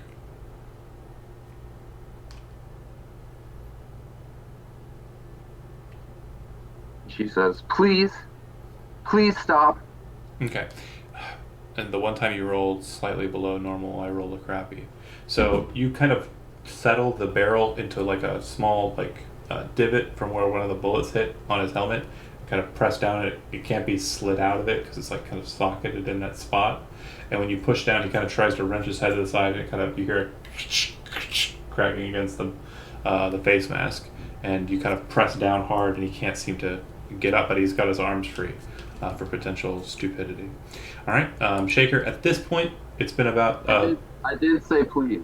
Yeah, it's been about enough time. As you're walking out of the door, you see a woman in a brightly pink colored Lolita dress with the SMG kind of settled to the side. She looks at you with her cybernetic eyes, and you can see that there's been kind of augmentations settled to her face, and she kind of stares at you and she says, "Is he in there?" He is, but he's a difficult one. She walks over to the door. It looks like she Can't hear you. She walks over to the door. It looks like she tries to open it, but it doesn't seem to work. And this turn, as her action, she places something on the door, data pad. Could I swivel over the bar and pick up my shotgun? I'll assume on your way out you did that, just for safety's sake. So it's your turn. After that point, you can act as you want to now. But she does seem to be kind of looking at you and then casually looking down at the thing she put on the door. Does it look like a door charge? No, it looks like some sort of electronic security device that's been kind of settled against the data pad that would be used to key in to go in. So it looks like something that's trying to hack its way in, or something that is a normal. Yeah, basically it's like a kind of like a skeleton key, but digital. Could I say something to her? She could probably hear it, yeah. Are you here for the same reason I am? Are you not going away? She says as she kind of lifts up the Kung Tao and points it at you. Right. So it's just one of those days, right? Got it. I'm going to head towards You hear kind of Racer. a fizzle pop as you walk away, and when you turn around, you can see that the door's kind of slightly opened a little bit. All right. Mm-hmm. Red Eye, you're descending, and at the end of your turn, so at the start of your next turn, the doors open if you were going to the ground floor. 3 seconds. So, we're getting the car. All right. Yep. Yep. Cool. Oh, I forgot. We have these earbuds. Yeah, that was totally a thing you set up. So as he tries to like muscle in with the Ripper Jack, you're holding down the pin, and the bonnet lady just pulls the trigger on that Jungle Reaper, and she'll hit with 2 herself. Pew pew. You watch as the first one hits the glass near the point of your gun and shatters it, leaving a perfect hole through it. And the second bullet leaves another hole right above it. So there's like a pair of holes there. And you can kind of hear a sickening sound kind of come out from the helmet. She pumps 3 rounds down into it. As she kills the guy, she walks over to you and kind of like looks down at his helmet and kind of goes, pushes the side of your gun out of his face as he kind of falls limp, and then using the like jagged edge of her muzzle brake, carves a semicircle, like a half circle, underneath the 2 holes she put into his face. So now there's like an offset smiley face of Oh, that is so great. That is so great. in his face mask. And she says, "Get out of here, you scoundrel." All right. I love it. Lucky, you would arrive at the start of Red Eye's next turn. The door will open. Okay, so I got nothing to do. Correct. Racer, are you heading over to the elevator or heading over to Shaker. So We're can I the only sort of, two left. Can I sort of like take a few choice valuables off him as an action? Yeah, go nuts. Okay. So I guess like I want his helmet, any sort of guns, ammo he has, and I want the patch for like unit design. Helmet's in disrepair from the armor piercing that just got pumped through it. His uniform is going to take a good solid 4 to 10 minutes to pull off of him. Grab that gun. The gun will be. Yeah, you can take that for free, and it looks like he has a total of 6 clips for the weapon, and also 5 rubber batons that look like they are loaded into the grenade launcher. Oh, so like rubber grenades or rubber bullets? They're like solid rubber rounds, so you can shoot them at somebody for basically like a solid punch. Okay, so take all the ammo and take his like unit patch or whatever Sure. was designating. His orbital layer patch. And then she sticks up. Yeah, it's part of a collection. She stands up and looks at the girl at the bonnet. She says, thank you so much. You saved my life." Sure, no problem. And then she moves away. Nothing I hate more than fucking solos, she says, as one starts to walk towards it. As Racer runs off, she looks back and she says, "Stay pretty." Okay. On 15, actually before Racer left, Shaker, you hear the music kind of like, come into a point where it kind of lulls, but then you hear a and you're pretty sure that's not a part of the music. You're pretty sure that's coming from the room in there. Mm-hmm. All right. So you're up. Just heading out. Did they just Do kill I- our mark? Yeah, I think so. Probably. Yeah, I don't see there's. I mean, we're not going to be able to successfully accomplish this at all. So yeah, you know what? Screw it. I'm heading out. I mean, we could Okay. technically still go to the bay. It's just that we won't have the password or anything.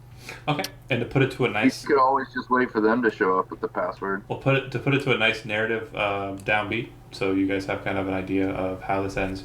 You two kind of move over to the elevator, hit the button, and are waiting a couple of seconds. You can see Bonnet Lady's kind of looking at him, rifling through his stuff to see what you didn't take, and you see her pull out his wallet and put that into her purse. And then a few moments later, you see the blonde one come out, completely marred by anything, and she's holding what appears to be some sort of pad, small pad. And as she kind of like looks that over and says, "This is it, right?" You can see on the back it has the Arasaka logo on the back, and they go, the one, the brunette says, "Yeah, I think that's what they sent us out after." And the blonde one goes, "Great," throws it into her purse, and that's just when they kind of turn to look towards the elevator, and the door is closing, and you guys are descending. Yep. Someone else got there first, or they sent a separate team. All right. You head back down to the main thoroughfare, or the main exit outside where the van was parked, and all kind of regroup in the van. The thing you notice is looks like there's an old style car, a Corvette, bright pink, and it looks like it has words on it on the back. Hold on a second here.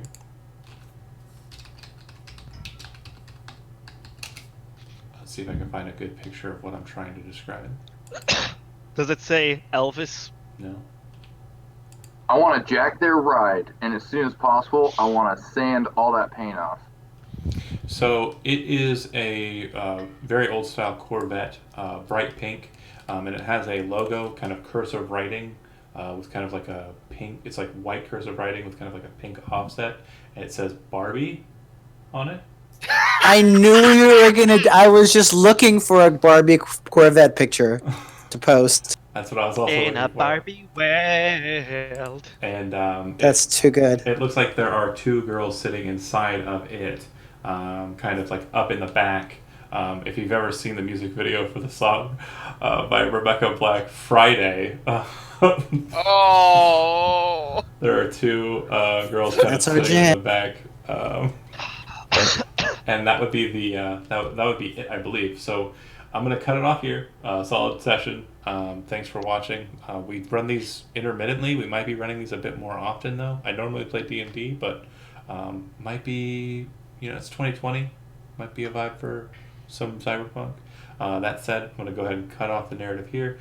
When we or if we pick up with a specific narrative, we'll just continue from kind of that beat. Thanks for watching. Man. Thanks for the new follower there, Lord Jesus Christ. Fun talking to you in the chat. And everybody have a great night. That's too funny. Welcome to the dark future. It makes me reminds me of Five Iron Frenzy's album Jesus of Nazareth.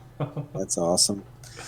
So this is a normal Friday for us, Chad. It's the blind leading the blind.